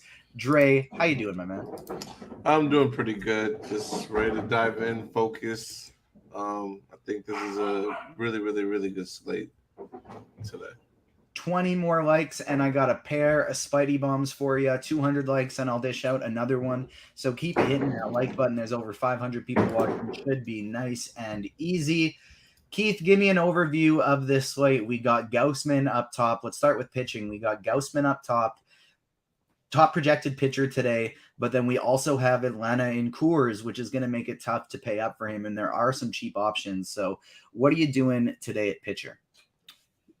Yeah, so there's three really good, like the three best pitchers on the slate are all competing for the Cy Young Award. You've got Kevin Gaussman, Zach Gallen, and Blake Snell. Gallen and Snell both have very difficult matchups. Gallen gets the Dodgers, who are one of the best offenses in baseball. Snell gets St. Louis, who has been good against lefties, still an above-average offense despite their struggles this season. So that kind of leaves Gaussman by himself up top. He gets Washington. Not a ton of power in this Washington lineup, a big strikeout rate, over 30%. The issue I have with him is that Washington doesn't strike out. Second lowest strikeout rate in all of baseball. So not exactly a high upside play for me. And there's tons of bats to pay for. So tournaments, I'm underweight on Gaussman. FanDuel, I think there's cheaper options that I prefer for cash games. On DraftKings, he's certainly in the cash conversation. You could go double cheap or double mid-range, I would say, in cash as well. But Gaussman is in the cash conversation for DK. On FanDuel, I think you're going down to Grayson Rodriguez, who is 8,700. So significant savings, 2,200 down from Gaussman. He gets the White Sox, who have been the worst offense in baseball against right-handers.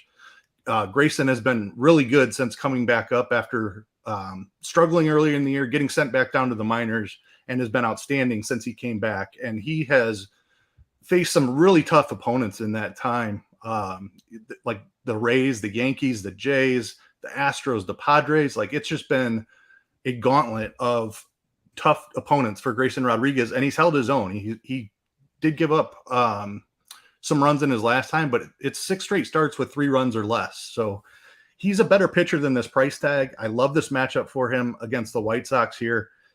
He's at home in his pitcher-friendly ballpark, so good spot for Grayson Rodriguez. He is just too cheap here. Separating and spreading out a little in tournaments, I think we need to talk about Brian Wu. He is facing Oakland, and he would be in the cash conversation for me on DraftKings. If you don't want to go Gausman Rodriguez, I think you can go Rodriguez and Wu and save a little bit of money. You get an extra bat that way. He is just coming off of injury. He made 1 start off the IL, limited pitch count, but we're expecting about 80 pitches here from him. And he gets Oakland, who strikes out a ton, has been a well below average offense. Good ballpark there in Seattle as well. So Brian Wu, a little bit too cheap for an outstanding matchup. And then on DraftKings, I think you consider Kyle Harrison. I absolutely love him for tournaments. He's a little bit too wild for cash games for me, so I would try to get up to Wu if you're trying to save money here. But Kyle Harrison had a 35% strikeout rate in AAA this season. He also had like a 16% walk rate. So it's going to be a version of Blake Snell. If you're familiar with that experience, he's going to walk a ton of guys. He's going to strike out a ton of guys. It's just whether or not he can time the strikeouts at points to keep the runners from scoring. The Reds, who he faces today in San Francisco, another fantastic pitcher's park. The Reds have struck out at the 2nd highest rate in all of baseball in the last 30 days. They've called up a bunch of young guys, and they've just seen their strikeouts go through the roof. They're also not a very patient offense. So for tournaments, I love Kyle Harrison. He's getting a little more ownership than I had hoped he would, but I'm still chasing the strikeout upside there for Harrison. The other tournament pitcher I like if I'm going to the top range is Andrew Abbott. The Giants have the 4th highest strikeout rate in baseball. I mentioned the ballpark when talking about Harrison there. Abbott's been an above average strikeout pitcher all season long, and he gets a massive ballpark upgrade going into San Francisco. And then Kenta Maeda against the Guardians is another guy that I would consider for tournaments. I agree with everything you said. Throw in Blake Snell. That'd be the entirety of my pool as well. For a single entry cash game situation on DK, I think personally I'd be rolling with the Grayson Rodriguez and Kyle Harrison route just because of how cheap Kyle Harrison is at the 6.5K with his strikeout upside. Just the chance even if I get like 12 with what we think is going to happen with the bats on this slate, I'm probably not even going to be that mad about that as an SP2. And then Grayson Rodriguez probably would be my guy as well on FanDuel. Dre, what are you doing today in tournaments? We are 3 likes away from the Spidey Bombs, so hopefully we can get those as soon as you're done talking pitchers.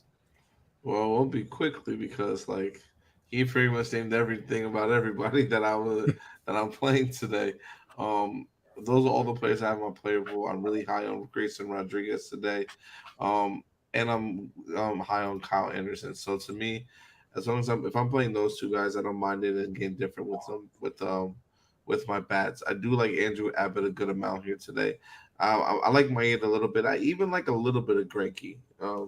Very, very, very tiny bit. Like if I'm running 150, I would have Greinke in my player pool. I think that's a good matchup for him. Brian Wu is also way too cheap, so that's someone I think I might want to have a little bit of exposure to as well here.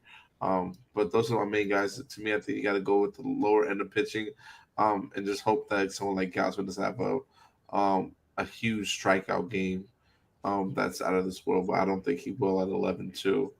He has to get like not 30, but probably like 25.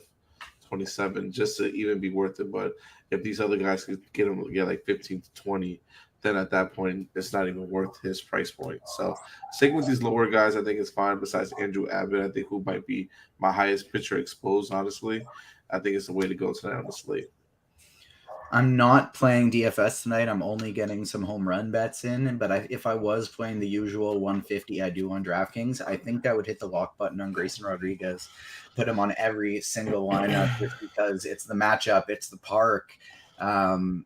it's everything with him, and so the price first and foremost. So Grayson Rodriguez would be, I think, maybe lock button territory for me on DraftKings.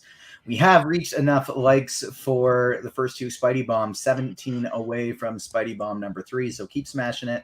Like I mentioned, I'm only getting some home run bets in today, and our first two Spidey Bombs, the best odds are both at our wonderful sponsor FanDuel, and you can sign up for the FanDuel Sportsbook if you're in a legal sports betting state. Take advantage of their awesome bonus offer. New customers get bet $5, get $200 in bonus bets, plus $100 off NFL Sunday tickets. If you're in Kentucky, congratulations on getting sports betting. You get a special offer, get $100 in free bets for launch day. Terms and conditions apply. And the first two Spidey Bombs, we got one who's a top option and one who's quite sneaky. The first one, Julio Rodriguez, you can get him for plus 420 on FanDuel, facing an Oakland pitcher outside of Oakland, which I always love because their pitchers are terrible, and they have like the best pitchers park in baseball. So anytime they're on the road, I love taking guys against them, and plus 420 is just fantastic for Julio Rodriguez. Secondly, we're going some crazy odds today, and we got Sal Frelick batting third for Milwaukee, and he is plus 1,000 on FanDuel to hit a home run today. So first off, we got Julio Rodriguez. Secondly, we got Sal Frelick. Let's talk about some stacks. We got a big slate, and then we'll go position by position, followed by some QQs. I'll look at the live stream chat in the RotoGrinders Discord first, followed by the YouTube chat. Keith, what are you doing today for stacks? Who do you like the best? Yeah, I mean, we have to start with Coors Field. We have the absolute best offense in baseball in Coors, the Atlanta Braves. They're facing a bad left-handed pitcher. They have been even better against lefties than they have against righties, which is saying something because they've been truly amazing against righties also. They are extremely expensive. We have, I think, our first 7K hitter of the season in Ronald Acuna on DK. He's over 5K on FanDuel, not a price you see very often either. And all his teammates are priced up accordingly as well.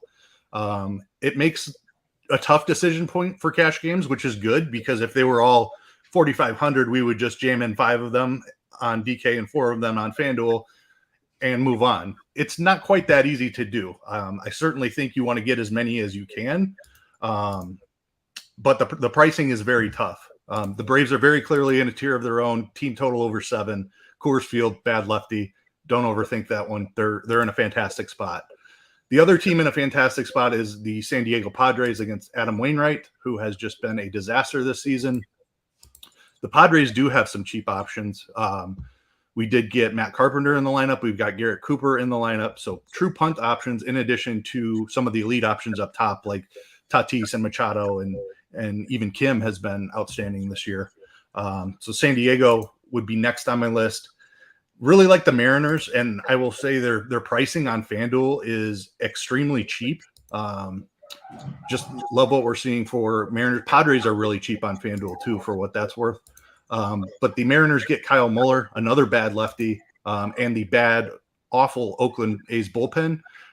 So really like Seattle. Baltimore, another team on my list. Kopech has had his struggles. I really like Baltimore lefties. Kopech just walks too many guys. The strikeout rate has just been around league average. Baltimore, an above average offense. So good spot for them. And then Boston Red Sox lefties I'm targeting quite a bit. Christian Javier has massive splits. He's like 16% strikeout rate to lefties compared to like 28% to righties. So guys like Devers and Verdugo in fantastic spots there for Boston. You can put the Rangers on the list, the Rockies, obviously, the other side of the Coors Field game. And then I do like some cheap Pirates against Zach Greinke as well.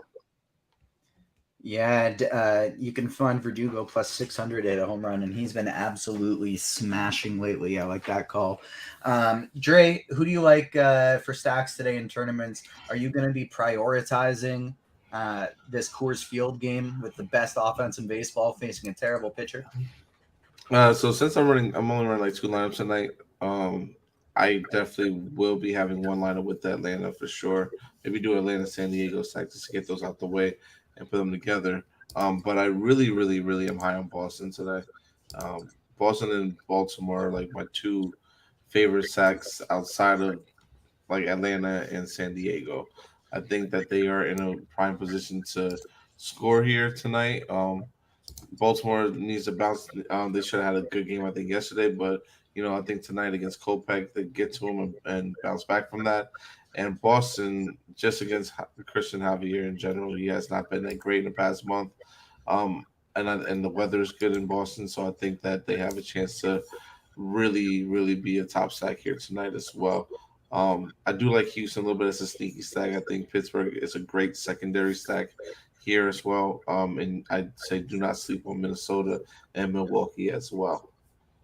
Seattle is also good too, but I'm not going to get a lot of them. I know they're hot. They're red hot right now. Well, they're hot. They didn't play too well yesterday, but even though they won, but I'm not going to be that high on them. I'm not as high on them as everyone else. Matt McClain placed on the 10-day IL. Does that give you more interest in Kyle Harrison, Keith? I don't think it was possible for me to have more interest. I absolutely love him, but yeah, I mean, McClain has been awesome against lefties this year, so that is a huge deal. I think he's been their best hitter against lefties. I don't have the numbers pulled up in front of me, but I think the only one who's close to him is Steer. So yeah, 100%. Yeah, big loss for the Reds there. All right, let's go position by position here. We are 11 likes away from the next two Spidey Bums. I got another top end option as well as another sneaky option who's got over plus 1,000 odds. So make sure you keep smashing that like button. Starting first at the catcher position here, Keith, who are you going to in cash games today? So if you have money, obviously Sean Murphy is a fantastic play. One of the best hitting catchers in all of baseball. He's in Coors Field. That's not the way I generally build cash game lineups. I like to save money at the position, and we have a catcher in Coors who is minimum price, Hunter Goodman for the Rockies. So I think that's just a plug and play catcher right there. Dre, who do you like in tournaments today at catcher position? Hold on, I actually just refreshed my page. So I need the latest update. Okay, perfect. All right, so catcher, obviously, in tournaments, we're gonna probably get a lot of Sean Murphy here, but I do like taking Salvador Perez a little bit. I forgot to mention KC. I think KC is a really sneaky team as a secondary stack that you can go with today. I like Ryan Jeffers here as well today. And that's pretty much it for the most part. Yener Diaz, I don't mind if you want to go like a mini Houston stack as well, and Gary Sanchez. Yeah, I like the Ryan Jeffers and Gary Sanchez call. I was just going to mention Sanchez because at 3,800 on DraftKings, batting 8th, I think some people may kind of forget about him today, but it's an amazing matchup against Wainwright. He's got some strong home run odds as well. So I think Sanchez would probably be my favorite guy at that position. Cash games at first, Keith, who do you like? We got a super duper cheap Rowdy Tellez. We got Matt Carpenter back in our lives facing his former buddy, former teammate, Adam Wainwright, who is a shell of his former self. Are you going cheap? Are you going in the mid-range to somebody like a Brandon Belt? Or are you spending all the way up for Matt Olson in a lefty-lefty? I would love to have Matt Olson in the lefty-lefty, but the price tag lefty-lefty matchup, all things considered, I think there's just too much value at this first base position. And as much as I do love Olson today, I think I'm saving some money here. On FanDuel, I really like the price tag of Brandon Belt. Tellez is a little bit more expensive on FanDuel than he is on DraftKings. So Belt looking really good in that 2-hole at 2,800 on FanDuel. DraftKings, I think it's Tellez. 2,400. He's in the 5-hole. Tyon has really struggled with lefty power. So definitely like the Tellez call. All right, Dre, who are we getting to in tournaments today at first base? He's expensive. He's tough to get to, but I think people are going to kind of forget about Matt Olson because it's lefty-lefty, and he's got one of the highest ceilings on the slate. Yeah, to me, he's someone that you want to definitely – to me, if you're having an Atlanta stack, he should try to be one of your priorities to get in. I might honestly make him maybe my first priority over Acuna. Honestly, he's been hitting the ball really well this year. So I like him a lot. I like Tristan Cassis a lot too as well. Here, Pete Alonso is a one-off. Obviously, he's always a good play. Ryan Mountcastle is someone else I do like getting to a good amount here as well. I think Baltimore is very sneaky today in tournaments. I like that call. Second base, Keith, who do you like today in cash? 8 likes away from the next Spidey Bomb. So pretty weak position here. I think this is where you do want to spend up and grab one of those Braves and Coors. It's Ozzie Albies returning from a hamstring injury. First day back, so maybe some concern there, but they're in the middle of a pennant race. They have a comfortable lead. They would not be rushing Ozzie Albies back. He's been fantastic against lefties. It's Coors Field, so no concerns there for me. If you are saving money, I think Ji-Hwan Bae is an outstanding option leading off for Pittsburgh. He's really cheap, but I'm trying to get up to Albies here. I like it. Dre, who are you going to in tournaments at the second base position? The Nova's muted. Sorry. Second base, I don't mind taking Mookie Betts here as a one-off in tournaments. I think that he's going to go well overlooked, but obviously in a tough matchup against Gallen here. I like Michael Massey today as well for KC. Going against Oviedo, who doesn't strike out lefties, I think that heavily. So I don't mind taking some shots on him as well. Ji-Hwan Bae, going against Greinke, is another guy that I do like a good amount here. Julian and Polanco is another two guys I think are great for tournaments as well. I think even though it's against Snell, somebody like Tommy Edman is still a little interesting in tournaments. I also don't mind Andres Jimenez as kind of like a contrarian one-off today. Third base, Keith, who do you like today? And we are so close to the next two Spidey Bombs. Keep hitting that like button. So Austin Riley is obviously fantastic. Just continuing the theme, expensive Braves at every position, if you can get them, are the top plays. I prefer saving a few $100s down to Rafael Devers. I mentioned loving Boston lefties in this spot against Javier. Very low strikeout rate, fly ball pitcher. Great spot for a Rafael Devers home run. So completely fine saving a couple hundred and going down there. Yeah, I agree. Rafael Devers is one of my favorite plays on the slate today. I also really love Gunnar Henderson today in tournaments quite a bit. Dre, who you getting to at the third base position? You are muted. Oh, but it's because the dog is barking. Yeah, the dog is barking and dropping her toy like she's crazy up there. Sorry. So we mentioned Riley Devers, guys are like, we mentioned Henderson as well. Eugenio Suarez, Brian Hayes, Hassan Kim, obviously. I don't Alex Bregman. I like him in part of a mini like Houston stack. Don't want to forget about him today. Matt Carpenter. I think he's obviously a good option. I didn't mention him at first, but I think he's definitely someone that we have to consider today. And that's in play. We have reached enough likes for the next two Spidey Bombs. So the first one, the bigger name guy with some great odds today. And you know what? I'm feeling good. I'm going to give you 3 because I usually don't touch anything in Coors Field, but there is just something that is too good to pass up. So I'm going to give you 3 more Spidey Bombs, total of 5, because I'm feeling good. Hosting today, not playing DFS, got the extra time to find those sneaky bets. First off, plus 430 on FanDuel, it's Juan Soto. Secondly, going to Coors Field, and Orlando Arcia is in a good spot in the batting order today, and you can get him for plus 650 to hit a home run on Caesars, plus 550 on DK. Like that one quite a bit. And then this one's the crazy one. If you got PointsBet, you can find Ji-Hwan Bae to hit plus 2,500 to hit a home run today. Plus 2,500 on PointsBet, Ji-Hwan Bae. Plus 1450 on Bet365, plus 1100 on DraftKings. Ji-Hwan Bae, Spidey Bomb number 5, number 4, Orlando Arcia, and number 3, Juan Soto. If you forget them, they're all scrolling at the bottom of the screen. Thank you so much, Steve. Keith, who are you going to today? Shortstop in tournaments. Orlando Arcia is my favorite bat at shortstop and maybe on the slate, considering he's really not getting all that much ownership. Yeah, I love the Orlando Arcia call. Spidey Bomb, can't go wrong with that. Down in that 7 hole, but I mean, he has a solid chance for 5 at-bats today with this massive Braves run total. Certainly like him. If you need to save a little bit more money, Dylan Moore for the Mariners, he's up to the 6 hole.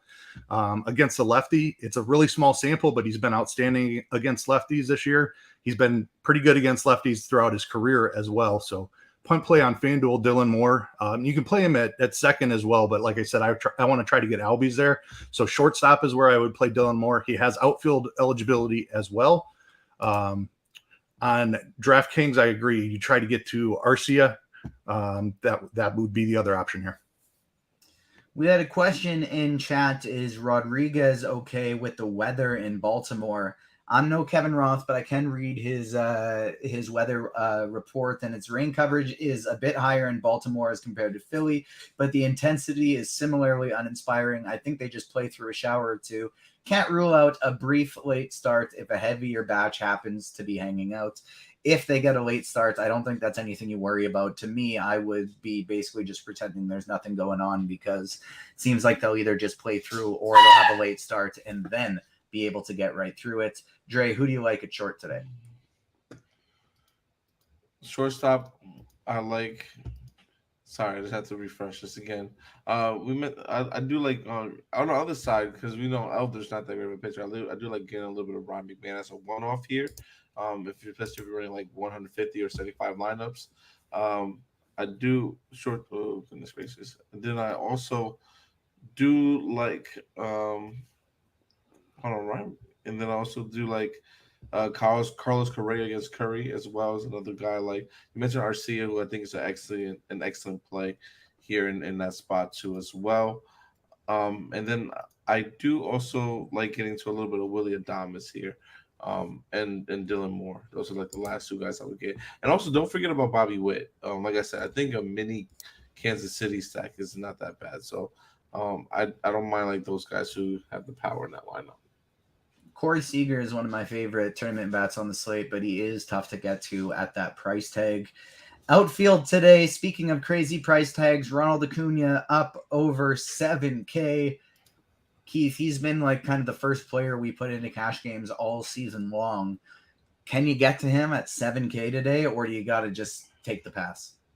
I think you make him a priority. It's Coors Field. That's where we generally want to target cash players anyway. And he's one of the best fantasy producers in all of baseball. So as good of a spot as you can ask for Ronald Acuna. You just kind of have to click the button and make it work around him. We've given plenty of cheap options. We've got some cheap pitching to make it work. On a different slate, maybe it would be tougher, but because we do have the cheap pitching and plenty of punt players at the infield spots, definitely you get to Acuna. On FanDuel, where I mentioned Padres are really cheap, Juan Soto at 3,300 is that's too cheap for this spot. Amazing matchup against Adam Wainwright. Tatis is a nice consolation prize if you can't get to Acuna. I think there's also a way you can fit both of them in if you're going cheaper at pitcher.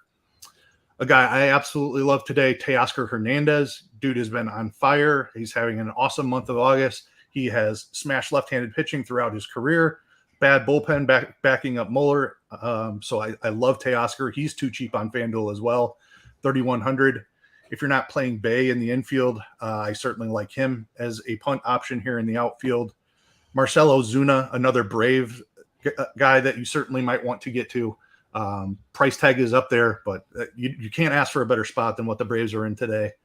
I think that's most of them. Do have to talk about Kevin Pillar as well. He's buried in the 8-hole, but he's in Coors Field.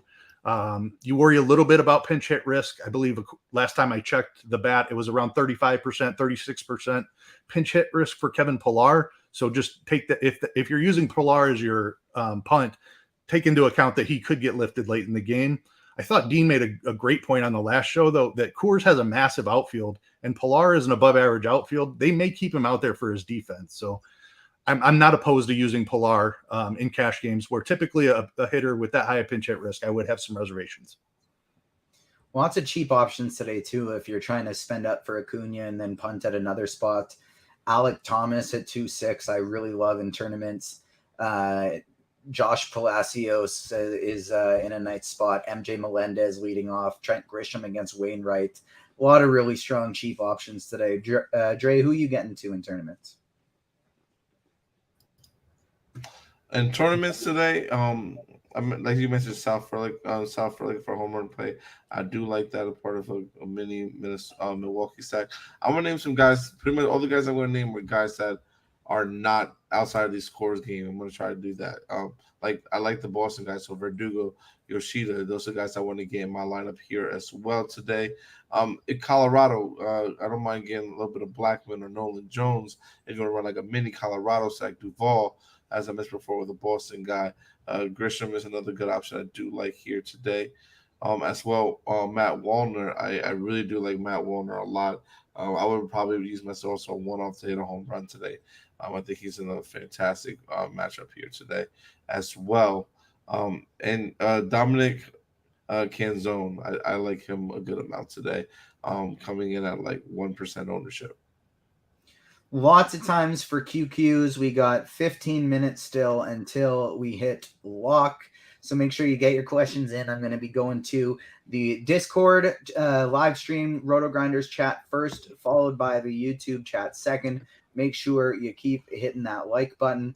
Before we get to any QQs, I'm interested if you guys yourselves got some home run picks today. Keith, how about you? Maybe we'll take a few QQs first to let you guys get a chance to get them cooking a little bit and think up some good ones, and then we will get to the home run picks. So looking at Discord today, first off, BJ Adam, Keith, best DK Cash pitchers came in late. Who are you prioritizing today in DK Cash? So I think Grayson Rodriguez is definitely your first guy in. He is just way too cheap, has a phenomenal matchup. So he's in there for sure. And then it's a decision of whether you want to go up to Gaussman, who has a very safe matchup, I would call it, against Washington. They don't have a ton of power in that lineup.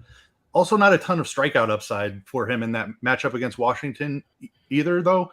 So I think you're fine going down to either Brian Wu, who has an outstanding matchup against Oakland, or Kyle Harrison, who is just 6,500 and gets a high strikeout matchup against Cincinnati. As crazy as it feels, I would go Kyle Harrison as well, with Grayson Rodriguez absolutely being the one I'd prioritize. QQ Dre, single entry for FanDuel. Play Tatis and Cooper or Guerrero and Springer. Tatis, Cooper, or who's Springer? Guerrero, Vladdy. Tatis, Cooper. Well, yeah, Tatis, Cooper. I'm not on Toronto like that today. Back to you, Dre. Wu versus Grayson Rodriguez to pair alongside Harrison on DK. Ooh, it's going to have to be Grayson, in my opinion. Yeah, me too. All right, Keith, you ready? I have a 4v4. Let's have it.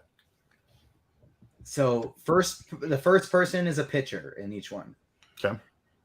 Curry, Perez, Massey, and Witt, or Muller, Adley Rutschman, Gunnar Henderson, and Adam Frazier.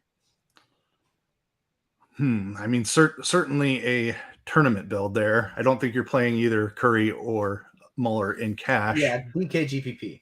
Yeah. Give it to me one more time. It was Royals in the first one and Baltimore in the second one. Curry with the Royals or Muller with the Orioles? Yeah, I think I'd go Curry there. There's some, like, I know he's not a high strikeout pitcher on the season, but Minnesota strikes out a lot. A little bit of risk there with the power from Minnesota, but I'd lean to the first one there. Back to you, Keith. Cash, FanDuel Cash, Dylan Moore, or I can't remember what his first name is anyway. So Marte, the lead Mlb. Yeah, I'd go Dylan Moore there. I know, like, generally we want the guys hitting higher in the order, but I just really like this spot for the Mariners today. I'd go Moore. Are you all right if with Varsho as a last piece in FanDuel Cash? Yeah, I'm fine with that.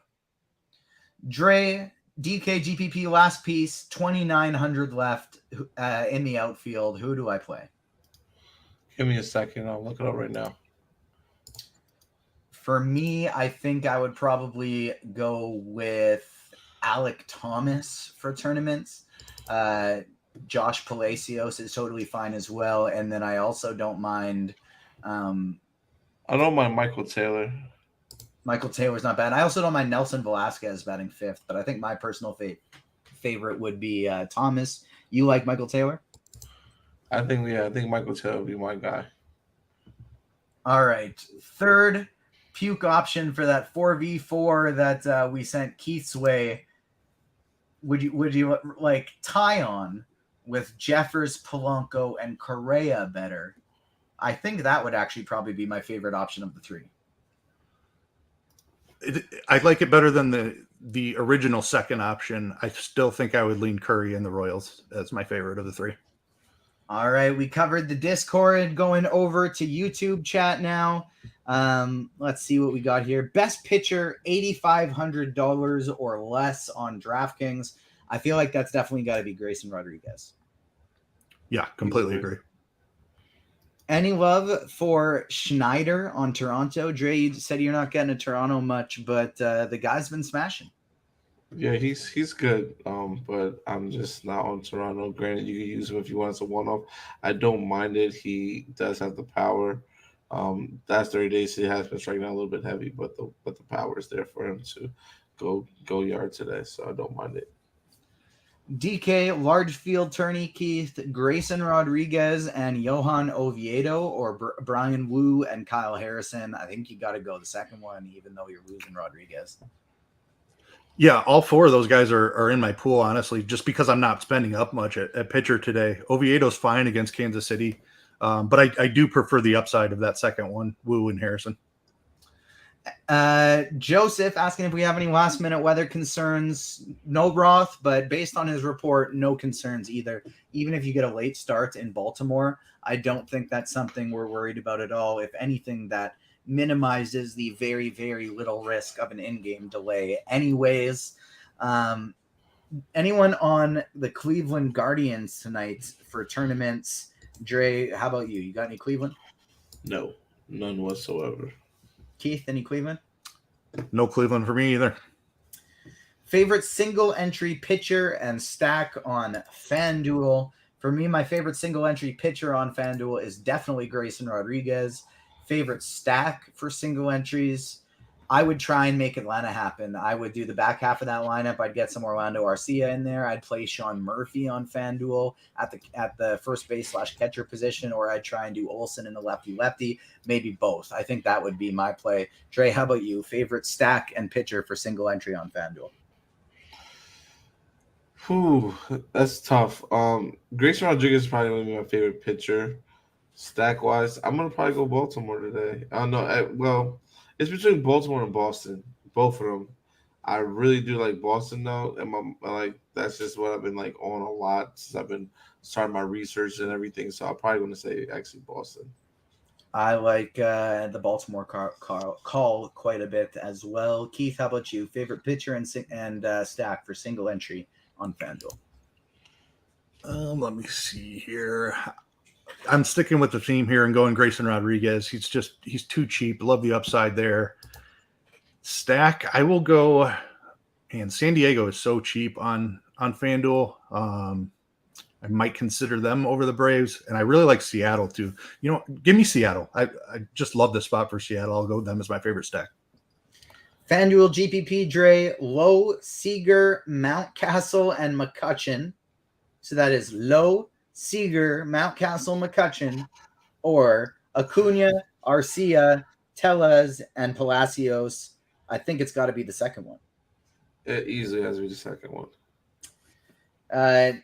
Keith, DK, GPP, complete the Pittsburgh-Atlanta stack. Pilar or Sawinski? Give me Sawinski there. Love the power upside against a low strikeout pitcher. I know he's been awful lately, but dude still has a ton of power in there. And somebody asked, any love for a pit stack on DK? Yeah, I think they're a great way to get up to Gaussman if you want to. And I think all three of us were totally fine with Pittsburgh today. What about some home run calls? We got 7 minutes before lock here. Keith, I'll throw it to you first. Who do you like to hit some home runs today? I will go Rafael Devers as a pretty obvious one. And I will go Ryan O'Hearn a little bit more off the board. I like it. Dre, how about you? Hold on, let me see. I did have some up that I did like here today. Well, Teoscar Hernandez, I'd like for him to go to hit home run again today, like he did yesterday.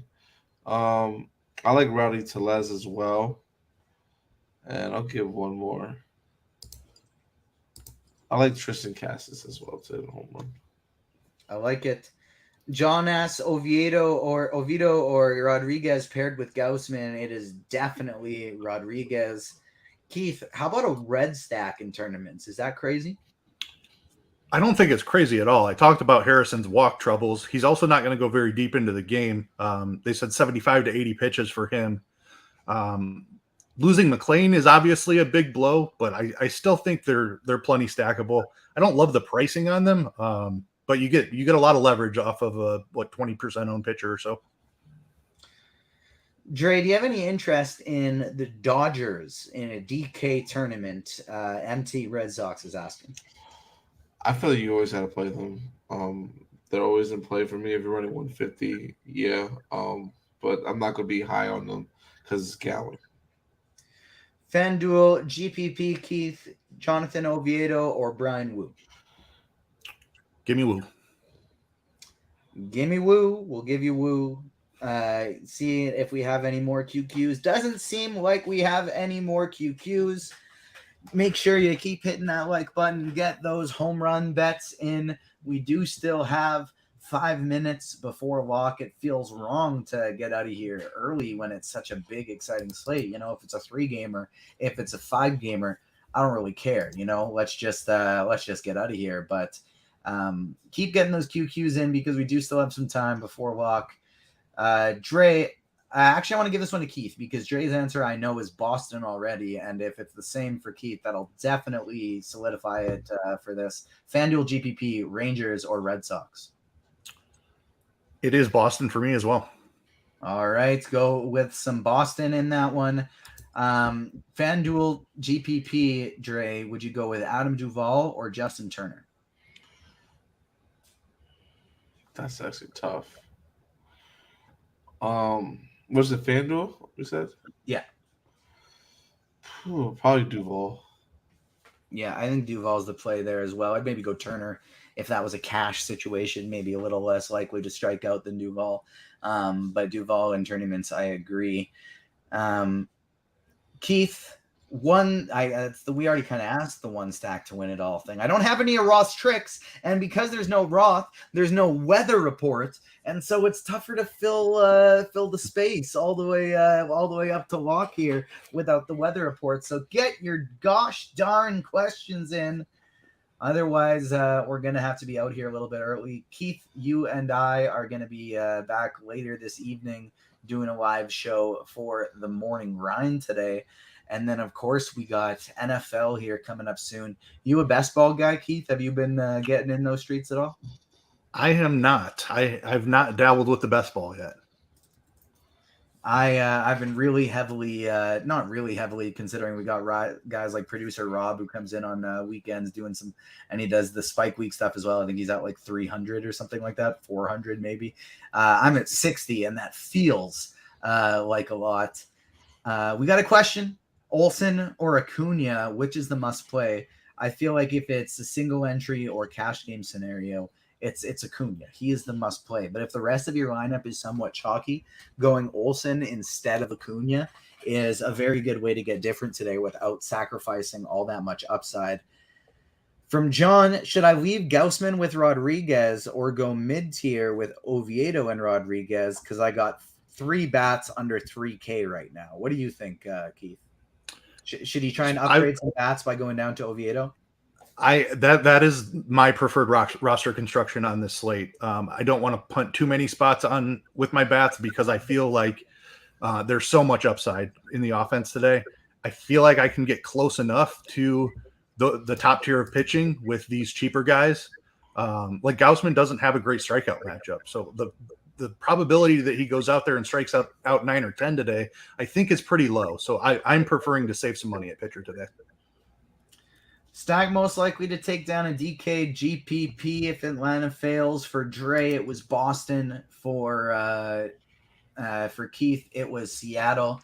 For me, it was the back half of an Atlanta stack, but if you want something different, I think I would probably go with San Diego against Adam Wainwright today.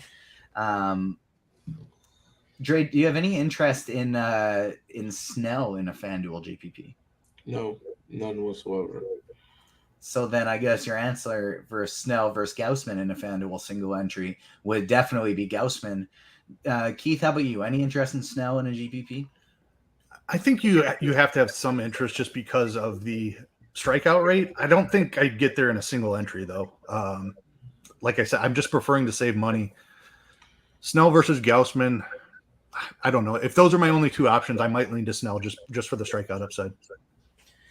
I don't think I would touch Snell in a single entry, 3 entry max, even 10 entries. But if I was playing 150, I probably would try and get over the field just because it wouldn't be that difficult to do. And like you said, he does have a lot of upside. Dre, what do you think about Colorado today in Coors? Are we scared of Elder? I'm not scared of Elder. I think Colorado's actually very sneaky today. If you're running like 150, I definitely would have some exposure to Colorado because Elder has not been good in the last. Well, he's been decent, but his starts at the beginning of the season were great. But lately, they have not been all that great. 1 minute till lock. Make sure you get your lineups in. Last question here, and then we will get out of here. Not much talk about Gray against the gutless Mets. You got any interest in John Gray today against the Mets, Keith? I do on DraftKings. On FanDuel, he's priced up, and I'm out. I don't think the upside is there. On DraftKings, he's really cheap. He's in a great ballpark to pitch in. And yeah, I mean, the Mets don't strike out a ton, but they've also struggled compared to expectation this year. So because of the price, I have interest. Yep. As Dre would say, good luck tonight, everyone. Hope you finish second in a contest to him. But guess what? I'm not playing any contests today. I only got my bets in. So good luck, and I hope you win your contests. Dre and Keith can finish second and third. If they win, I won't be too mad anyways. But good luck tonight, everyone. On behalf of myself, Dre, Keith, Steve behind the scenes, make sure you hit the like button, subscribe, hit the notification bell on your way out. Thank you so much for joining us, everyone. We will see you tomorrow or tonight if you're joining Keith and I live on the morning grind. And we will see you later, everyone. You have been crunched.